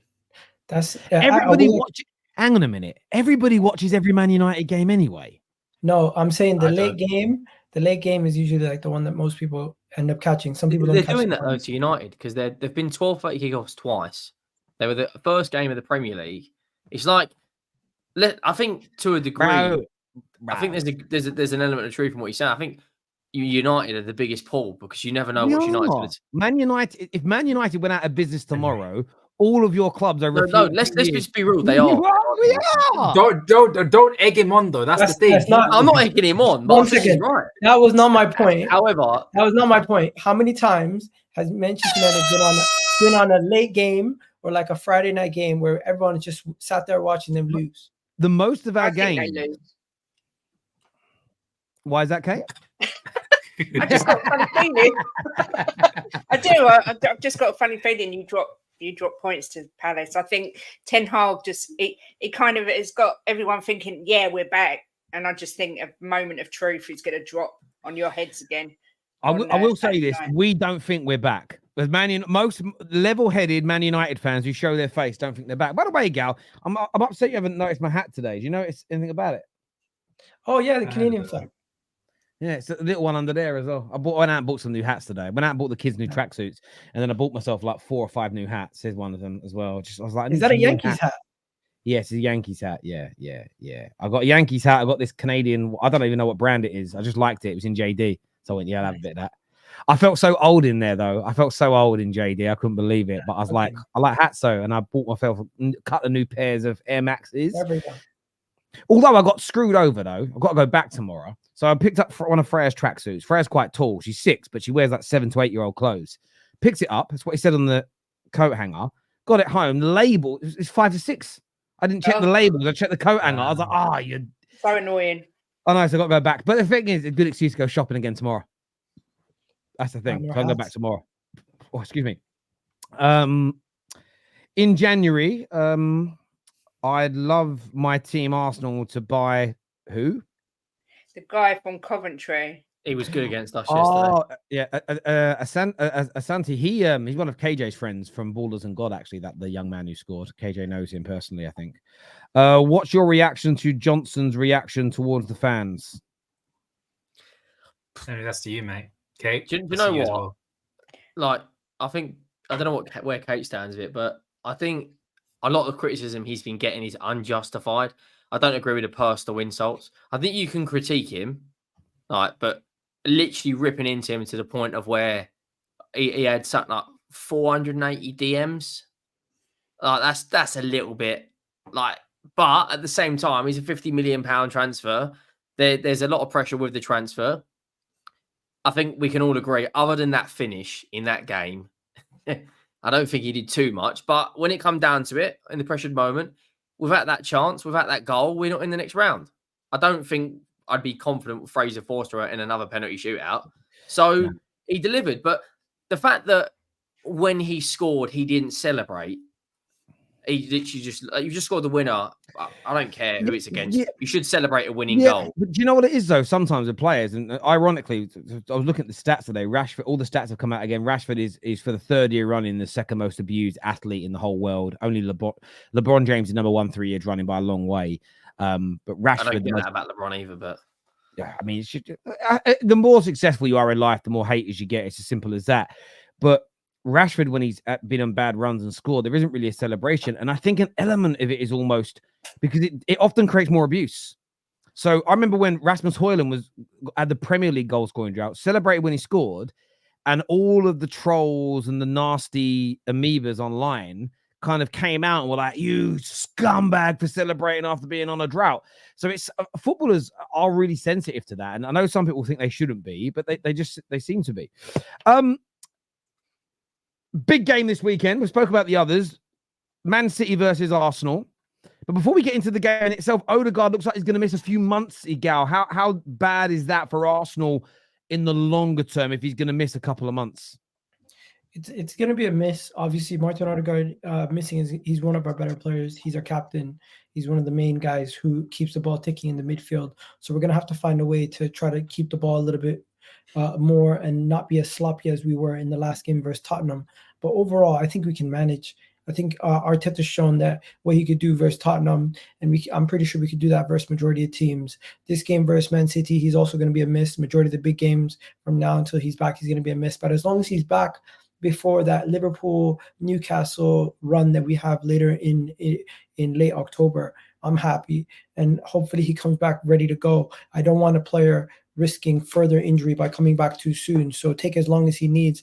And I think we should be able to weather the storm until he comes back, Terry. Do you echo that, Giuseppe? It's a loss, but it's something that you just almost need to put to the back of your minds and focus on the games.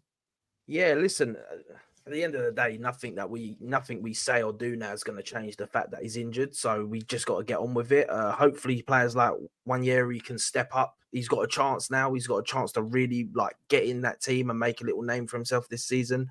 Trossard can do something in that position. Listen, I try and look at positives with all this stuff. It's hard when you've got your skipper out injured. The only positive is if we can ride the storm and carry on picking up good points and that and stay in there with City, it's a huge boost coming into that Christmas period. Getting Odegaard back can almost bring a lease of life back to Arsenal. You know, like sometimes in the Christmas period, it starts getting a bit like going day by day. Last year, that's the New Year period is where we actually lost the league, really. Around that period, Boxing Day to New Year's, all that. I think we lost 3 games or dropped points in 3 games there last season. So if we could get Odegaard back for that sort of period, it's going to be a huge boost for the team. I think he's important. I don't think that any one player should dictate us capitulating.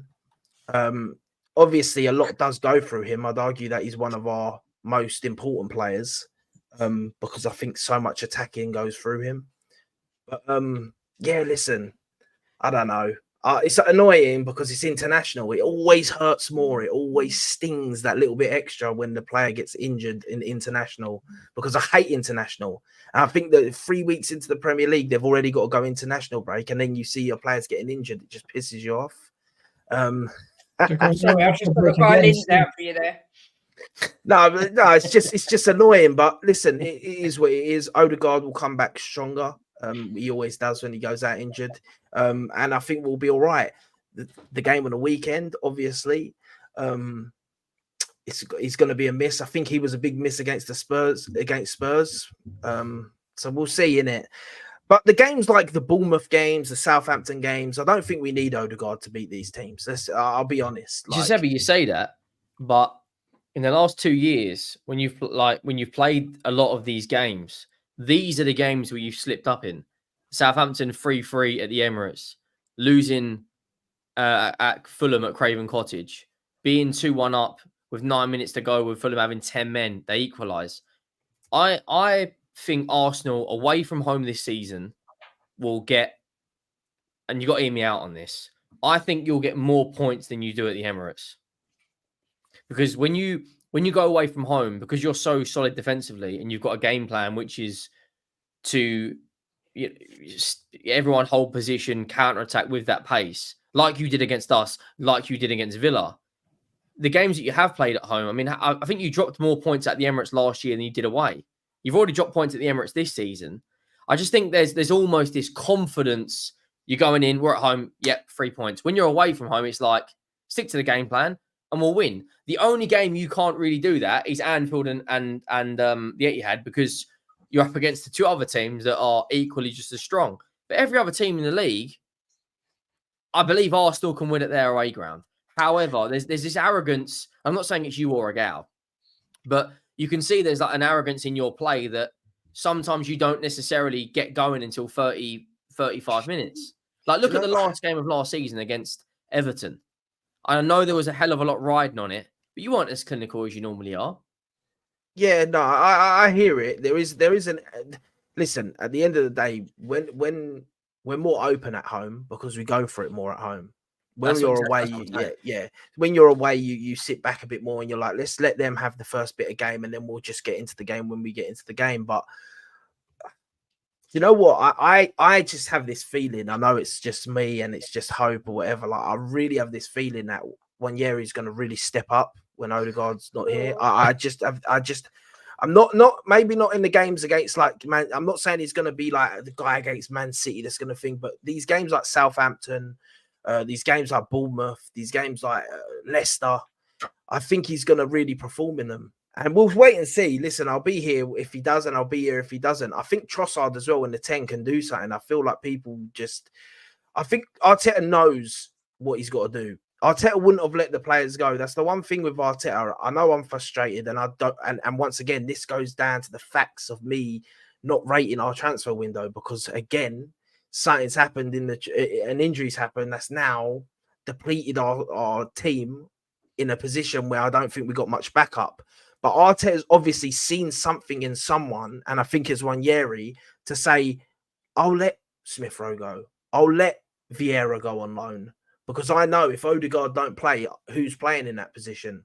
And it might be Trossard. What do you think Wanjeri's going to do? Because I think a lot of people are not overhyping. I don't think that's the right word. But Odegaard's best work is actually off the ball. The amount of times he wins it back, the amount of times he leads the build-up off the ball, making those runs, then playing that dime. Wanjeri looks quality on the ball. But where he's going to be judged is that work rate off of it. If Wanjeri comes in and he looked, I think he only had 10 touches against us, but he looked the player. Okay. You can tell by his posture.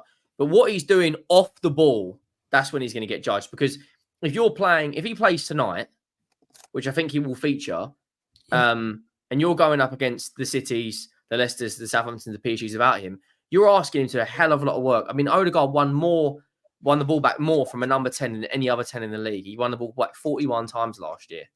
That's a hell of a lot to put on a 17-year-old. It's a lot, but I think that what happens is people will have to pick up. Everyone will have to pick a bit up of his work. We might even have to play a different style. Arteta might have to tweak a few things. Listen, Havertz also does a lot of work up there.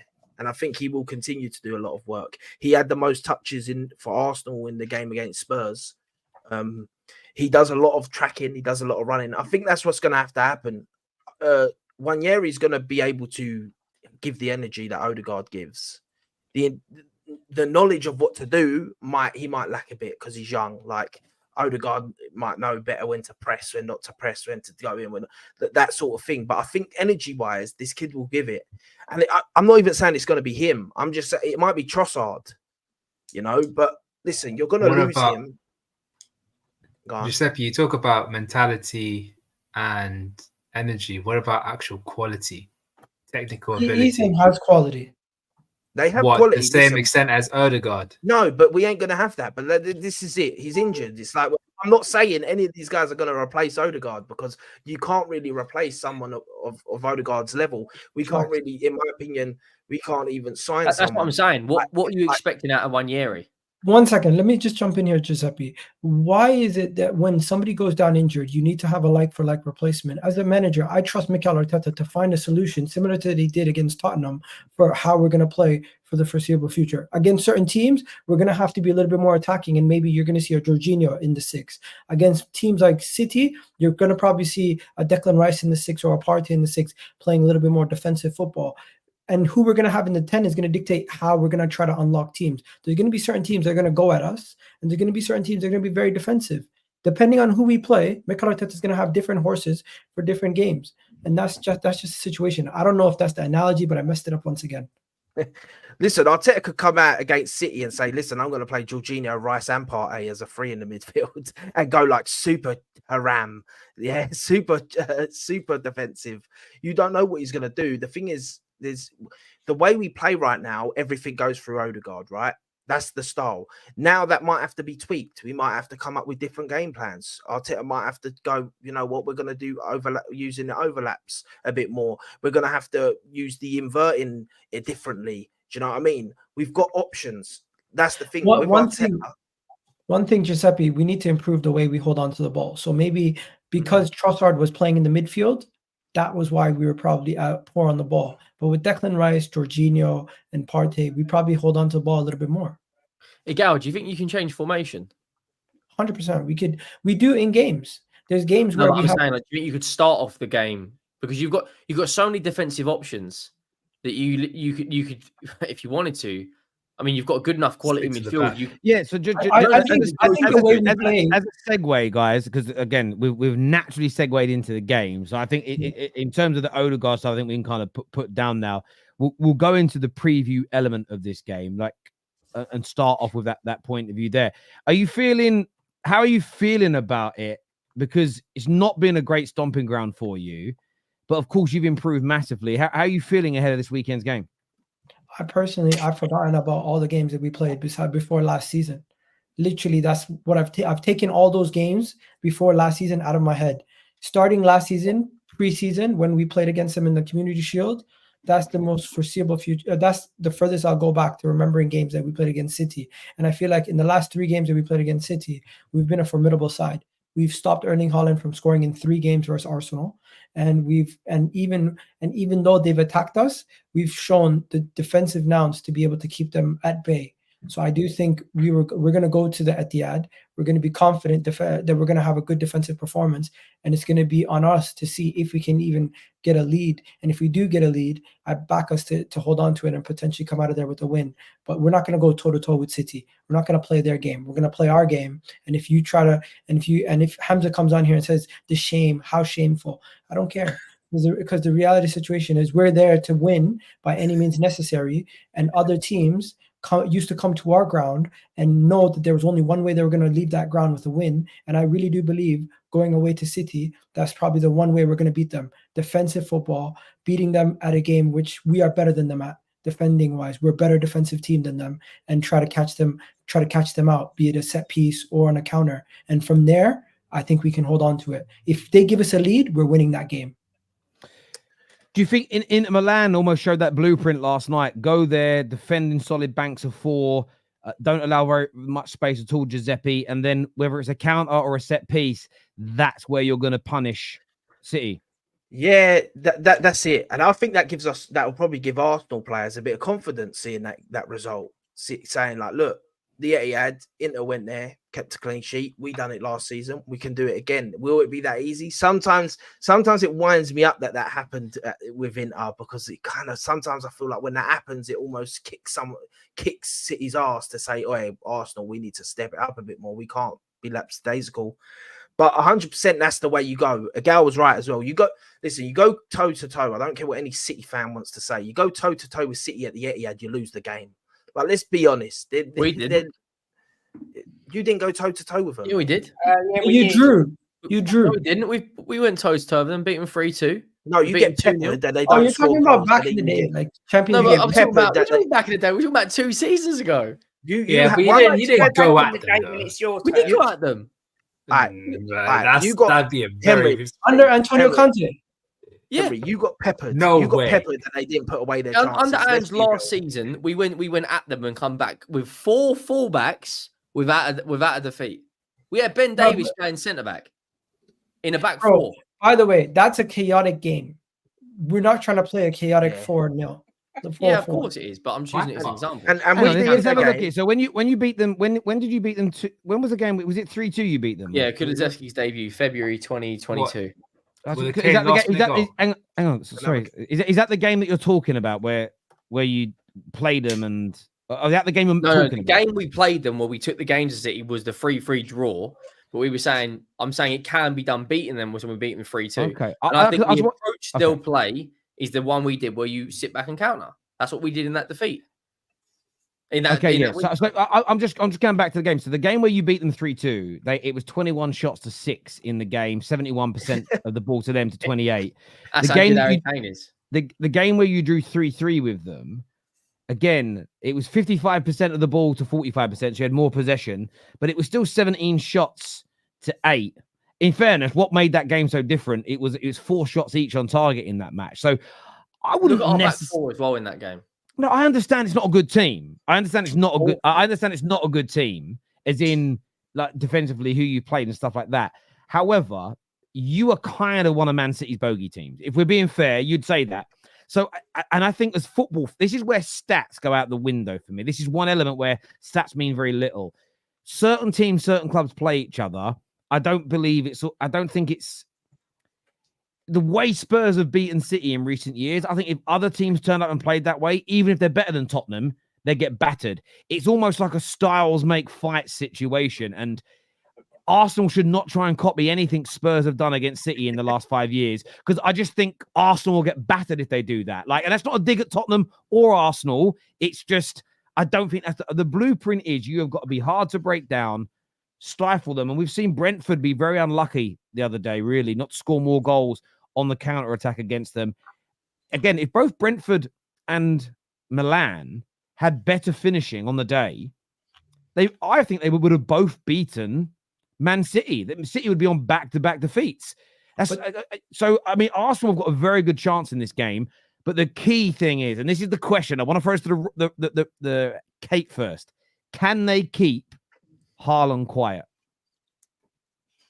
Or will they do it is more the question. Will they? We've done it 3 times. It's such. Why are you doing? Just let someone else speak for a second, Ego. You can have your say in a minute. Don't be too sensitive. Listen, they can keep him quiet without a shadow of a doubt. I think we're building this up to be such a big game, and it always ends up being such a letdown. I never enjoy these games. They're always so cagey, and I know that's probably because they're good. But I like a crazy, chaotic game. That's me. I think it's going to be 1 or 2-0 to City. I think they will beat Arsenal, even though Arsenal are well capable of beating them. I've just got a feeling that, well, we know that Arsenal are a bit of bottlers, so there's that. But you've also got to take into account that City are still Man City. They're playing at home. They're, Haaland's absolutely flying. So I want it. I want City to beat him in a way because of fans like Egal, that he needs a little bit of a humbling. I've got no problem with so many Arsenal fans, but Egal is far too cocky for my liking. So I hope they get humbled. There's the difference between cocky and confident. Yeah, but you're both. No, I'm not. But I wouldn't be surprised if Arsenal win. I wouldn't be surprised if City win. I know that's really sitting on the fence, but that's how I feel. They're both capable of beating each other. If I had to put money on it, I'm going with City to beat them 1 or 2-0. Terry, did you say that Tottenham, that game in 2021, had 0 shots to 21? No, 2022, we beat them. We had 35% possession. We had 6 shots, 4 on target. But the following year, last year, we had 45% possession. Do you realize you can only do that? You can only do that because you have clinical finishers like Son and Kane in your team. Kane wasn't in the side that year. No, but 2021, 2022, when you won 3-2. Oh, yeah. So, I get that. How are you stopping? I mean, I want to go to Ram first. Do you think they're going to stop Haaland? Do you think Arsenal will keep him quiet like Milan did last night? I mean, if Acerbi, Bastoni, and somebody else, Bisek, if they kept him quiet, then why not? I mean, Arsenal like to brag about how they got Saliba, the so-called best centre-back in the world. Not. And Gabriel won a world-class centre-back in his own right. I don't see why not they can't keep him out. They've done it a couple of times last season. However, it's different because there's something different about this Haaland, especially in the Premier League. What's he got, like 9 goals already in 4 games? Inter Milan have got a European heritage as well. So there's always true. That is true. That is true. European heritage does play a part. And Man City have got the know-how of winning Premier League games. And I think they would really want to bounce back from that Inter Milan game because it was a big disappointment. And no better way than to beat your title rivals at home. And I think Haaland will be a little bit upset with himself because he had a couple of chances yesterday and didn't put them away. So he would want to have a little fire in his belly. So can they do it? Of course they can. they've got really good centre backs, no banter aside. But I don't think Haaland will let them. I think Haaland will be just as hungry to score a goal and beat them. So for me, I don't see it happening. Sorry, Best Gal. believe Erling Haaland is not going to be the one that beats us. Man City are going to have to find somebody else to beat us because our whole game plan is going to be to neutralize Erling Haaland. We've done that in the last 3 games. We've limited him to no shot in 2 games and 1 shot in another game. In a matter of 3 games, he had a total XG expected of 0.24, meaning that he had literally 1 shot on target in 3 games. If we play a similar game plan to what we did in the last couple games, Erling Haaland is not going to be the difference between an Arsenal win or an Arsenal loss. It's going to have to be a different player. And who's going to step up? It's going to have to be Foden. It's going to have to be Kevin De Bruyne if he's there. It's going to have to be Bernardo Silva. One of those other guys are going to have to step up. And people saying football gods, I'm giving you my opinion. If you want me to sit here and twiddle my thumbs for Man City like half the other people do in this freaking league, hell no. We're going there and we're expected to shut down Erling Haaland. We're expected to shut down City in their own ground. And we're coming out of there and we're trying to be who we are, impose who we are. We're not changing because, it's Man City. No, our whole game plan on how we built this team is to stop them. So why not? Why do you guys think we're just going to come there and be like, Erling Haaland? But Egal, when you say you're going to go and be who you are, what do you mean? Run us up? Defensively, we are one of the best teams in this world. We literally are one of the best defensive teams in football. So if Inter Milan can do what they did, I think we can replicate that. And we can definitely, with Gabriel Magalhaes and William Saliba, we're not going to have Rob Holding getting turned at the halfway line. But yeah, personally for me, Erling Haaland doesn't score this weekend. I think the Champions League fixtures haven't fallen at the best time for you. City at home, you're playing a day afterwards. You got all that extra travelling, albeit it's the Giuseppe's homeland and it's not far, but it's still something. What's the difference though? Playing Wednesday, Saturday, playing Sunday, Thursday. Yeah, but the difference is they got no travelling and they got a day rest. They got a day extra rest than you, and they're playing at home on the Wednesday night. Honestly, we got to suck it up. We're in the Champions League. I agree, and that's the mentality you need to have. We got to suck it up. We can't be crying about fixtures. We can't be crying about referees. If on the day, I actually think Michael Oliver, who's the referee on the day, is one of the better referees in English game. If he gives Man City a decision, we should still be able to win. Because last year they got a decision going their way in a game where a player should have been sent off and we still won. So no excuses. We're going to Italy. We're going to go win today, and then we're going to go to the Etihad and we're going to try to go win there again. See, that's the mentality you need to have. I like it, Egal. If your entire fan base had that mentality, then who knows? But I think the question mark I've got to have is I don't think Foden's fully fit, and I don't think De Bruyne will play this game. So who does City play in the 10? Is it Bernardo? Is it Grealish? Now you're talking. Well, yeah. Sorry, just on that. So Kevin De Bruyne is set to miss the game, according to a report from the David McDonnell from the Mirror, because they don't want to. He's almost fit, but they don't want to risk him. But for me, this is where I think for City, you've got Phil Foden. I think just step straight into that role. I don't think he's fully fit, Terry. No, Gundogan can play it. The thing is with the difference between the two teams is Arsenal lose Odegaard. There is a big drop of the person who comes in. Doesn't mean they can't win. Doesn't mean he's not good. City just have that strength. So I wouldn't be worried about KDB being there or not. Where I do agree is if they stop Haaland from scoring, I don't see who else is getting goals at Man City right now. They do look a team with all their quality. They seem to lack goal scorers right now outside of Erling Haaland. Without him, that is so. If I do agree with Gal, if they're able to stop Haaland, they've got a great chance of winning this Arsenal. Because I don't see who else is getting the goals. Rodri. Do you know what? Rodri loves a big game goal. Here's the thing, yeah. The KDB thing for me, I do get it that the drop off ain't big, but what I will say is I'd argue that KDB is the best performing Man City player against Arsenal every time we play them. Apart from last season, where we didn't even let him have a shot on target last season. 2 games, no shots on target, Man City last season.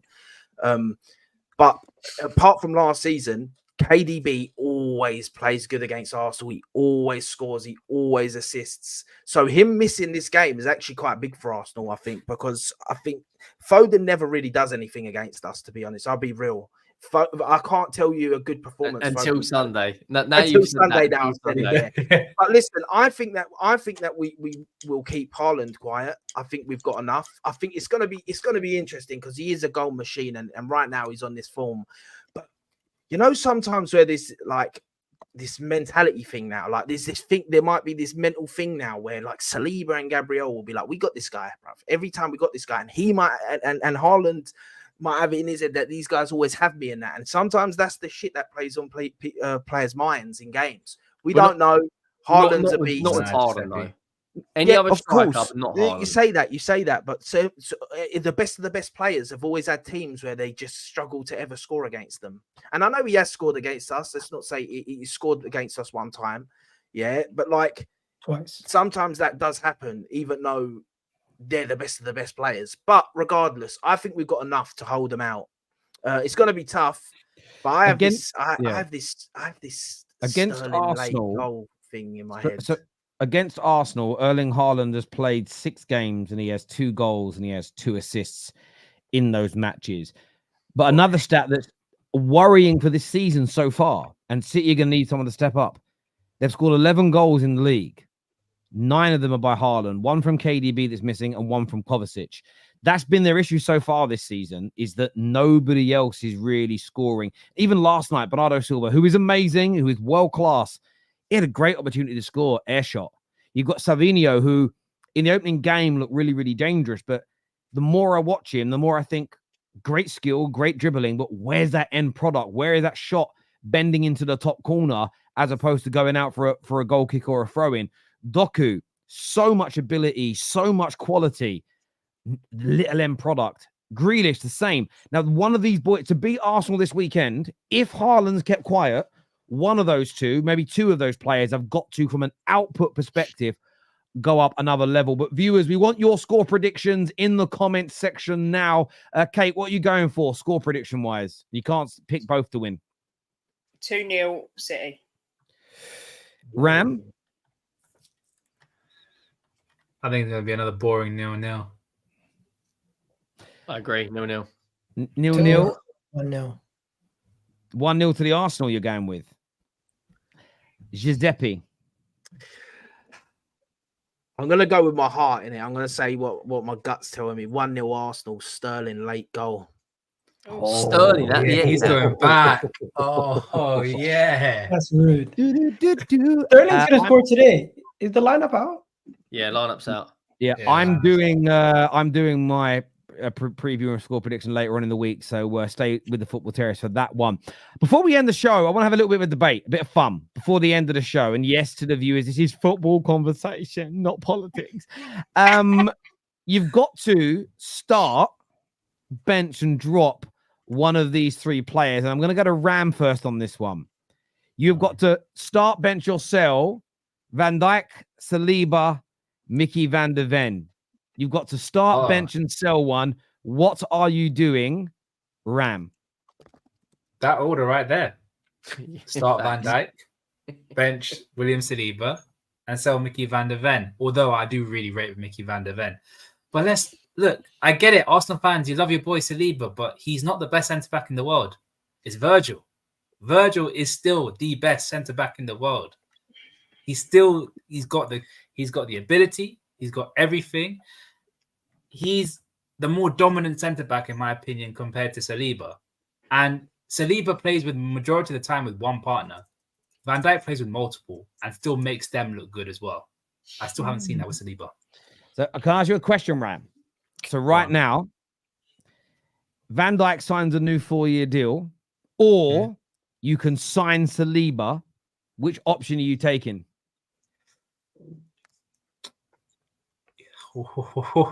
Terry, because if we sign Saliba, we weaken Arsenal. So we take their best player and sign You're a fraud. You take him anyway, bruv. You take him anyway, man. Can we just the pure fact, just for the pure fact that Arsenal fans will be so bitter about it I'll take Saliba. You're I'll a do it. fraud using that as the excuse for why Harry, you signing, so bro. do know you why have you'd another sign one, or him. is this the only one? Because I'm just going to say Van de Ven does not belong in the same category as Van Dijk or Saliba at this moment in time. He's not shown that he can defend on their level. He's shown that he's somebody who uses pace to get himself out of a lot of problems. And without his athleticism, I question his defensive capabilities. As for Van Dijk and Saliba, Van Dijk's won the trophies. He's been there. He's been the main man. He's reached this. He's reached he's reached the top. But the reality is, the last 2 years, Saliba's been better than him in the same league, in the same competition. Saliba has been better than him in the league. In the league, for the run of the whole season, Saliba has been a better centre back than Van Dijk over the last 2 seasons. If you want to say Van Dijk is a better player because of his history and his trophies and his representation for Liverpool, fair enough. But what Saliba has been doing in the same competition as Van Dijk for the last year, he's shown me he's a better player. In the Premier League, at the age of 23 years old, you only can get better as a centre back with age. What he's doing at 23, he's being compared to the best or former best centre back in the world. I'm taking Saliba 10 times out of 10 and twice on Sunday. Because Van Dijk in his prime doesn't touch Saliba. You want to know something? Van Dijk at Southampton. He's nowhere near that stratosphere. 1 second. Saliba is 23 years old. I don't know where Van Dijk was at the age of 23, but if Saliba is doing this at the age of 23, what on earth will he be doing when he's Van Dijk's age? What, so you think he's going to be nominated for Ballon d'Or? Go on, say it. He's going to challenge one of the greatest ever players of all time to a Ballon d'Or. Go on. Harry, you have proof. I voted Saliba as potential player of the season for this season. I think Arsenal is going to win the league on our defensive nouns, and I think Saliba is going to be voted player of the season. I think Saliba will be voted PFA player of the season, and I think come the end of the season, that is not my question. Let me finish before you cut me off. Let me finish. And before the season's over, if Arsenal do go on to win the league, and Saliba is one of the main reasons why we go win it, it will be undoubtable that everyone will be crowning him the best centre back, not only in the Premier League but in the world. Okay, so still answer my question. Do you think Saliba will get to the levels of prime Van Dijk, who was challenging one of the greatest players of all time at one of his best periods to a Ballon d'Or? Go on, say it with a straight face. That's dependent on team success. No, just say yes or no, bro. I don't want no caveats. I need to answer the question with the right context. If he stays at Arsenal and we don't end up winning things, then no. But if he goes to Real Madrid or Arsenal start winning major honors, then yes. I'm going to throw this out there. There is more of a if Saliba starts winning major honors and it continues to be this good, he's probably got more chance of winning a Ballon d'Or. And the reason I say that, not because he's better than Van Dijk, it's because there's no Messi and Ronaldo. But that's why I think putting it on World Cup or Euros with France. But equally, winning the Ballon d'Or doesn't necessarily mean that he's better than Van Dijk, because who Van Dijk was up against. That's why I don't think you should be using that as a barometer, because it depends upon. There are people that are winning Olympic golds now in 100-meter sprinting that wouldn't have got to the final. Maybe not that far, but wouldn't have got in the top 3 or 4 in the years where Usain Bolt was winning it. Does it mean they're better than the guy that comes second because they have the gold medal? It's a debate, right? So I don't think you should just look at it on just on achievements. But for me, if I'm doing this now, forget their careers. On careers, we know who wins this argument. It's Van Dijk. But we're doing it based on now. Who would you start? Who would you bench? And who would you sell? And you know as well as I do, if Liverpool fans were told today, go into a dark room, no one will see what you vote for. We're going to get rid of Van Dijk, but it means we're getting Saliba. I think you will say thank you, Virgil, and see you later, because one is at the end of his career and one is 23 years of age. So for me, it starts Saliba, bench Van Dijk, Mickey van der Ven can. I mean, we're still. I was going off player quality, and player quality still Van Dijk is better than Saliba. I'm sorry. Oh my God! Giuseppe, do you think Van Dijk's still better than Saliba now at this moment in time? No.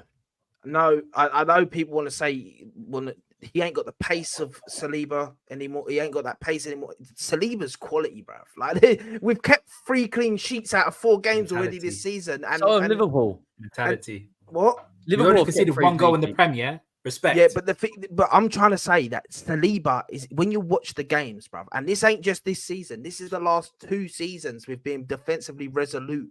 Yeah, and I'm sorry, Saliba is quality. I'm not taking anything away from Van Dijk. He's still a good player now. I'm not trying to, and I hate this thing of, oh, well, he's got a partner and he hasn't got a partner. That doesn't mean anything because Saliba's still doing his job with the guy next to him. It doesn't matter that he's got a better guy next to him. I'm not gonna lie to you. You're talking about Van Dijk, bro. Saliba. If Arsenal continued to go on the progression that we're on and we win major honors, Saliba could become a Premier League GOAT, and you'll see him even higher.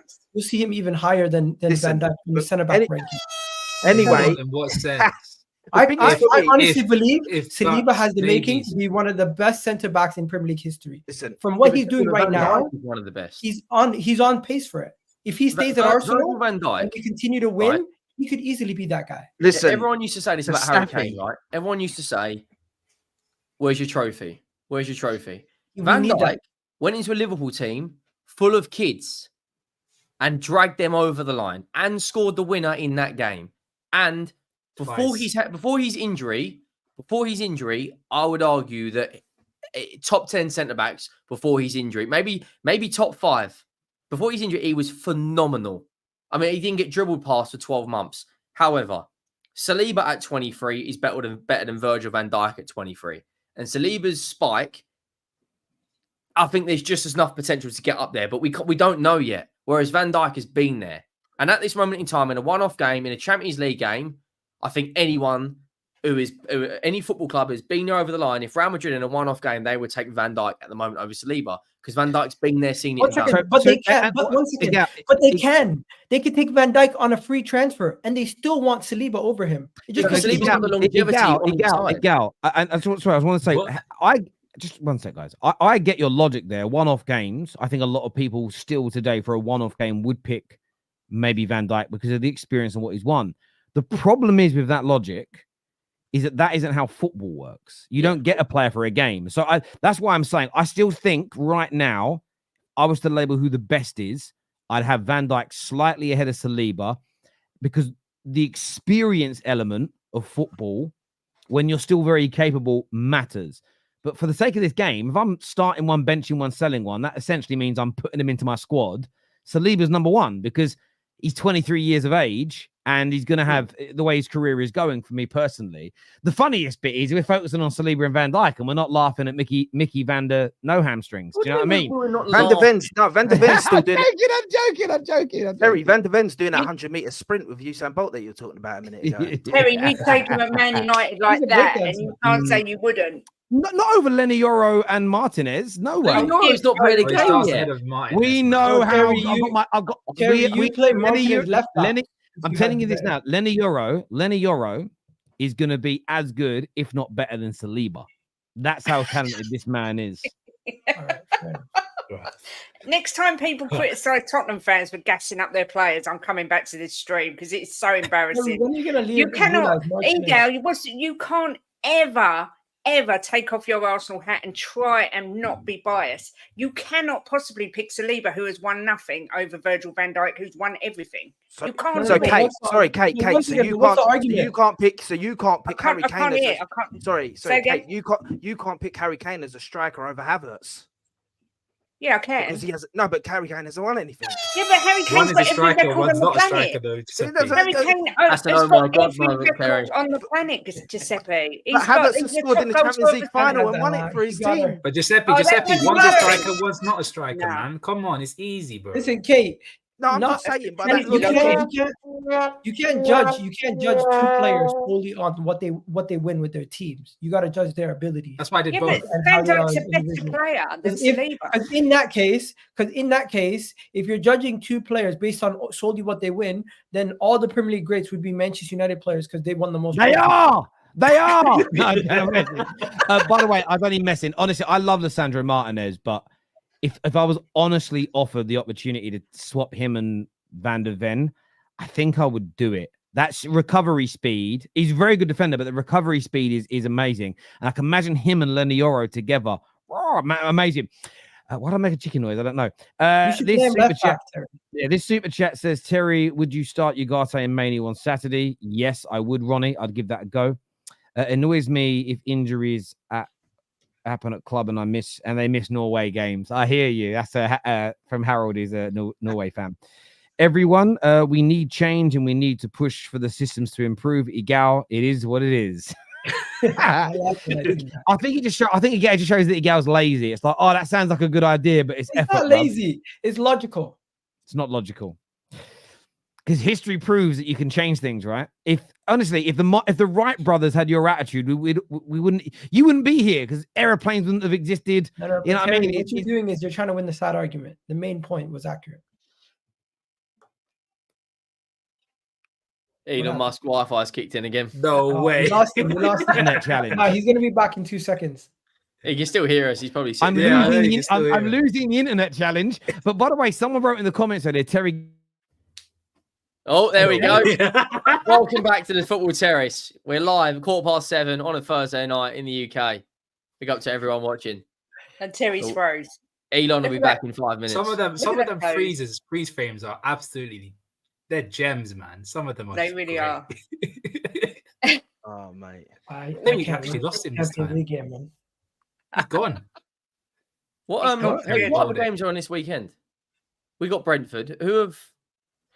We play Liverpool, City. Arsenal, City, United, Palace, Who have Chelsea, Villa got? West Ham. Villa at home to Wolves. Elon's back. Fuck Elon Musk. I'll tell you what, right? I was about to say, someone in the chat said, Terry, get a lease line. I didn't know what this was. And essentially, a lease line is where you can actually get them to run a fiber optic cable to your house directly if you own a business, which I do. So I've got an appointment tomorrow, so I can get it. I didn't know it existed, though. Which is crazy because it's going to come from BT. When I spoke to BT on the phone, they were like, no, there's nothing we can do. They're idiots. They cost themselves money. So Elon Musk, thank you, but you're off, bruv. You're leaving. I'm getting fiber back because this internet is killing me. If Saliba's success is dependent on Arsenal winning major trophies, then he's effed. He's being nominated for the Ballon d'Or is laughable, is what Hassan says here. Why are you flexing Kai? He didn't win that at your club. I weren't flexing. See, this is when people don't listen. I was not saying Kai Havertz is better than Harry Kane. I was just saying, by the logic of saying a player that is what you can't compare a player because he hasn't won anything. It means you can't compare Kane to any striker that's won stuff because he's not won anything. No, that's all I'm saying. Hey, regardless, Kai Havertz our player. Yeah. It.